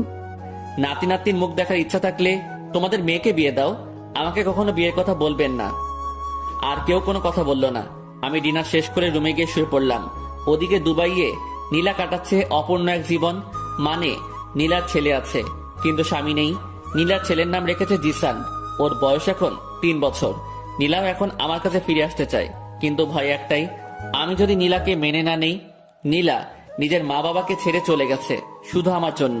মেয়েটা তো অনেক কষ্ট সহ্য করে আজও টিকে আছে। জিসান তার আব্বুর ভালোবাসা থেকে বঞ্চিত। নীলা জিসানকে বুঝতে দেয় না যে তার আব্বু নেই। জিসান ওর আব্বুর কথা জিজ্ঞাসা করলে নীলা বলে, আমি তোর আব্বু, আমি তোর আম্মু। সাইদের দুবাইয়ের কোম্পানির সাথে আমাদের কোম্পানির একটা ডিল হয়। 2 কোম্পানি থেকে একটা মিটিং করার সিদ্ধান্ত হয়, আর মিটিংটা আমাদের দেশে হবে এটা নির্ধারণ করা হয়। সাইদ গিয়ে নীলাকে বলে, বাংলাদেশের একটা কোম্পানির সঙ্গে আমাদের একটা মিটিং আছে, আমরা বাংলাদেশে যাব। তুমি আমাদের সাথে যাবে? না, আমি বাংলাদেশে যাব না। বাংলাদেশেই তো যাচ্ছি, তোমাদের বাড়িতে তো না। আমরা গিয়ে ওখানে একটা মিটিং করব আর ওখানে 1 মাস থাকবো। ভাবছি আব্বু আম্মু ওদেরকে নিয়ে যাব, তাই বলছি তুমিও আমাদের সাথে চলো। হ্যাঁ নীলা, তুমিও আমাদের সাথে যাবে। আমরা বাংলাদেশ থেকে ঘুরে আসি। আচ্ছা, তোমরা যখন বলছো তাহলে যাব। আচ্ছা ঠিক আছে, সামনের ফ্লাইটেতে আমাদের ফ্লাইট। তারপর শুক্রবারের ফ্লাইটে নীলা, জিসান, সাইদ, সাইদের আম্মু আব্বু সহ অফিসের কিছু লোকজন ওরা সবাই বাংলাদেশে চলে আসে। ওরা এসে একটা হোটেলে বুকিং হয়, আর মিটিংটা হবে আমাদের কোম্পানিতে। 2 দিন রেস্ট নেওয়ার পর আমাদের কোম্পানিতে সাইদ, সাইদের আব্বু, নীলা আর কোম্পানির লোকজন ওরা মিটিং করতে আসে। আমরা একটা প্রজেক্টের ডিল নিয়ে মিটিং করব। আমি আব্বু খুব তাড়াতাড়ি অফিসে চলে আসি। অফিসের আরো লোকজন নিয়ে আমরা মিটিং করার জন্য প্রস্তুতি নেই। মিটিং 10টায় শুরু হয়। 2 কোম্পানির প্রায় 20 জন নিয়ে মিটিং করা হয়। আমরা মিটিং শুরু করার আগেই সবার সাথে হ্যান্ডশেক করতে গেলাম। সবার সাথে হ্যান্ডশেক করছি আর নিজেদের নাম বলছি। সাইদের সঙ্গে হ্যান্ডশেক করতে গেলাম, ইমন ইসলাম। সাইদ হাত বাড়িয়ে বলল, সাইদ চৌধুরী। তারপরে পাশে হ্যান্ডশেক করতে গেলাম, একটা মেয়ে হাত বাড়িয়ে বলল, নীলা চৌধুরী। আমি নীলার মুখের দিকে তাকিয়ে থাকলাম। নিজের চোখ দিয়ে কি দেখছি বিশ্বাস করতে পারছি না। আমার চোখের সামনে নীলা দাঁড়িয়ে আছে, মুখ দিয়ে কোনো কথা বের হচ্ছে না, গলা শুকিয়ে আসছে। আমি কোনো রকম হ্যান্ডশেক করে আমার নাম বলে বসে পড়লাম। কিছুই বুঝতে পারছি না। আজ প্রায় 4 বছর পর নীলা আমার চোখের সামনে। আমি নীলার দিকে তাকাচ্ছি, কিন্তু নীলা আমার দিকে একবারও তাকাচ্ছে না। নীলার আগে যার সাথে হ্যান্ডশেক করলাম উনি বলল ওনার নাম সাইদ চৌধুরী, আর নীলা বলল ওর নাম নীলা চৌধুরী। কি আজব, নীলার মনে হয় ওনার সাথে বিয়ে হয়েছে। যাক, তাও খুশি হলাম। নীলা তো বিয়ে করে সুখে আছে। আজ আমি অনেক খুশি। তারপরে মিটিং এর দিকে মনোযোগ দিলাম। মন কিছুতেই বসছে না। আজকের মতো মিটিং শেষ হলো, কিন্তু সম্পূর্ণ ডিল নিয়ে আলোচনা করা হলো না। তাই কালকে আবার মিটিং করা হবে। আমি বাড়িতে গিয়ে সরাসরি রুমে চলে গেলাম। চোখ দিয়ে খুব জল ঝরছে। আজ আমি অনেক খুশি। আজ নীলাকে দেখলাম, তাও তো নীলা সুখে আছে। এটা দেখেই অনেক ভালো লাগছে। পরের দিন আমি খুব তাড়াতাড়ি অফিসে চলে গেলাম। এমন সময় সাইদের একটা ফোন আসলো। সাইদ একটু সাইডে গিয়ে ফোনটা রিসিভ করলো। নীলা আমাকে উদ্দেশ্য করে বলল, কেমন আছেন মিস্টার রিমন? হ্যাঁ ভালো আছি, আপনি? আমিও খুব ভালো আছি। তা আপনার বড় ওয়াইফ কেমন আছে? মানে? না, আপনার তো পিচ্চি পছন্দ হয় না, তাই বলছি আপনার বড় ওয়াইফ কেমন আছে? আমার কোনো বড় ওয়াইফ নেই। কেন, এখনো বিয়ে করেন নাই? না, কারো অপেক্ষায় ছিলাম। সত্যি বলছেন? হ্যাঁ, কিন্তু এখন আর নেই। এখন সে তার স্বামী সন্তান নিয়ে খুব সুখে আছে, তাই। একদম তাই। তারপর আমি জিসানের সঙ্গে কিছুক্ষণ কথা বললাম। মিটিং এর সময় হয়ে গেছে, তাই জিসানকে নামিয়ে দিয়ে আমরা মিটিং করতে গেলাম। জিসানকে নীলা ওর ফোন দিয়ে পাশের একটা রুমে বসিয়ে দিল। জিসান সম্ভবত ফোনে গেম খেলছে। আমরা সবাই মিটিং করতে বসলাম। প্রজেক্ট নিয়ে বিভিন্ন আলাপ আলোচনা করলাম। মিটিং করা শেষে সাইদের কোম্পানির সঙ্গে আমাদের কোম্পানির খুব ভালো একটা বন্ধুত্ব হয়ে গেল। আমরা মিটিং শেষ করে সবাই একসাথে লাঞ্চ করলাম। শেষবারের মতো নীলার দিকে একবার তাকালাম। নীলা হয়তো আবার চলে যাবে দুবাইয়ে, তাই শেষবারের মতো আমি নীলার মুখের দিকে তাকিয়ে আছি। হঠাৎ নীলাও আমার দিকে তাকালো। আমি নীলার দিক থেকে চোখ সরিয়ে নিলাম। লাঞ্চ শেষে একটু রেস্ট নিয়ে ওরা সবাই চলে যেতে লাগলো। আমরা ওদেরকে একটু এগিয়ে দিতে গেলাম। হঠাৎ জিসান এসে আমার পা জড়িয়ে ধরলো। আমি জিসানকে কোলে তুলে নিলাম। একটু আদর করে জিসানকে নামিয়ে দিলাম। ওরা গিয়ে গাড়িতে উঠলো। নীলা গাড়ির গ্লাস খুলে আমার দিকে তাকালো। দেখলাম নীলার চোখ দিয়ে জল পড়ছে। আমার সাথে অনেকদিন পর দেখা হলো, তাই হয়তো বা কাঁদছে। এটা খানিকের কষ্ট, একটু পরে আবার ঠিক হয়ে যাবে। আমিও গাড়ি ড্রাইভ করে বাড়িতে চলে আসলাম। বাড়িতে এসে শাওয়ার নিলাম। রুমে বসে শুধু অফিসের কথাই ভাবছি। জিসানের মায়ায় পড়ে গেছি। জিসানকে আমার খুব আপন আপন লাগছে। ওদিকে নীলা হোটেলে গিয়ে ভীষণ কান্না শুরু করেছে। নীলার আম্মু নীলার সাথে কথা বলে কিছু জানার চেষ্টা করছে, কিন্তু নীলা কিছু বলছে না, শুধু কেঁদে চলেছে। অনেক চেষ্টা করে নীলার আম্মু জানতে পারলো যে আজকে আমার সাথে নীলার দেখা হয়েছিল। কাঁদছো কেন তুমি? আম্মু, ইমন ভালো নেই। তুমি কিভাবে জানলে ও ভালো নেই? ওর সাথে কথা বলেছি, ও এখনো বিয়ে করে নাই, এখনো আমার অপেক্ষায় আছে। কি বলছো কি? তুমি তো বলেছিলে ও তোমাকে সহ্য করতে পারতো না, তাহলে এখনো তোমার জন্য অপেক্ষা কেন করছে? আমি কিছু জানি না আম্মু, আমার এখন ভীষণ কষ্ট হচ্ছে। তুমি একদম কষ্ট পেও না। তোমার স্বামী যখন তোমার জন্য এখনো অপেক্ষা করে আছে, তাহলে তোমার ওর কাছে ফিরে যাওয়া উচিত।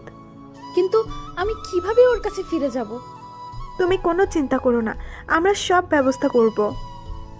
এদিকে আমি শুধু বারবার নীলা আর জিসানের কথা ভেবে চলেছি। নীলা এখন বড় হয়ে গেছে। না, আমি কি সব ভাবছি। নীলা তো এখন অন্য কারো বউ। এসব নিয়ে আমার না ভাবাই ভালো। আমি রাতে এটা সেটা ভাবতে ভাবতে ঘুমিয়ে পড়লাম। সকালে ঘুম থেকে উঠে দেখলাম একটা নাম্বার থেকে বেশ কয়েকবার ফোন এসেছে। আমি ফোনটা ব্যাক করলাম। ফোনটা রিসিভ করতে ওপাশ থেকে বলল, হ্যালো মিস্টার ইমন, আমি সাইদ চৌধুরী। ও আচ্ছা, কি খবর? আপনার সাথে কিছু কথা আছে, দেখা করতে পারবেন? হ্যাঁ অবশ্যই, কোথায় আসবো? আমি একটা জায়গা টেক্সট করে দিচ্ছি, ওখানে চলে আসুন। আচ্ছা ঠিক আছে। তারপর আমি ফ্রেশ হয়ে ব্রেকফাস্ট করে চলে গেলাম টেক্সট করা জায়গায়। গিয়ে দেখলাম সাইদ চৌধুরী বসে আছে। আরে মিস্টার ইমন, আসুন, এখানে বসুন। জি ধন্যবাদ। তা আপনার দিনকাল কেমন কাটছে? হ্যাঁ ভালো কাটছে। আপনি তো অনেক লাকি।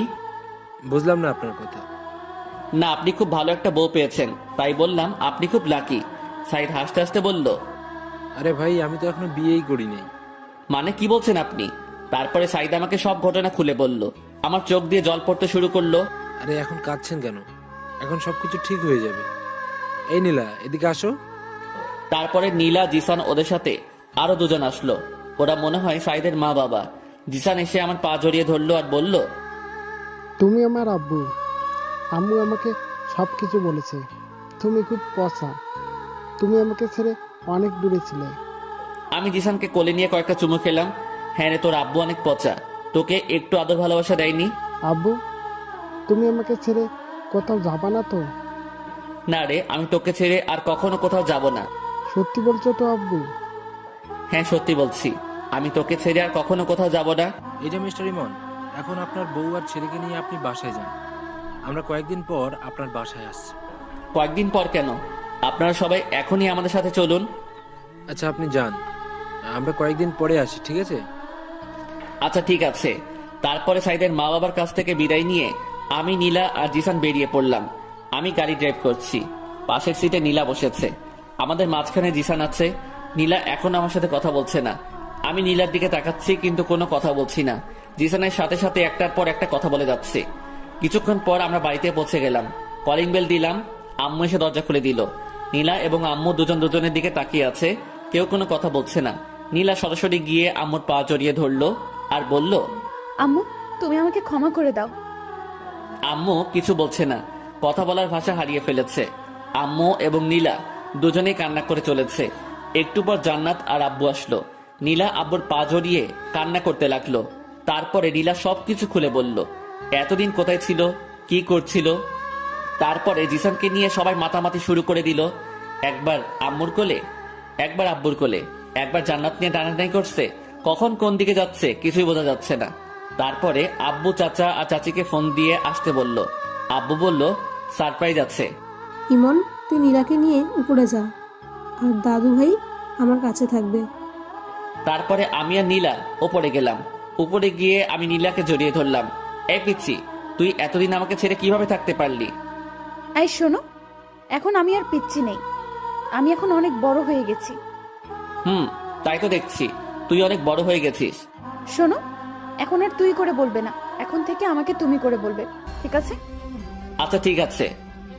জানো তোমাকে ছাড়া থাকতে আমার কত কষ্ট হয়েছে? হ্যাঁ বুঝতে পেরেছি। তুমি আমার সাথে যে সেদিন রাতে ওভাবে ওইসব না করলে এসব কিছুই হতো না। আমিও তোমাকে ভালোবেসে ফেলেছিলাম। আস্তে আস্তে তোমাকে মেনে নিতাম। সেটা বুঝতে পেরেছি। তুমি এতদিন আমার জন্য অপেক্ষা করছো। তুমি অনেক কষ্ট সহ্য করেছো। তুমিও তো আমার জন্য অনেক কষ্ট সহ্য করেছো। হঠাৎ জিসান এসে আব্বু বলে ডাক দিল। কি হয়েছে আব্বু? তুমি আমার আম্মুকে জড়িয়ে ধরে কি করছিলে?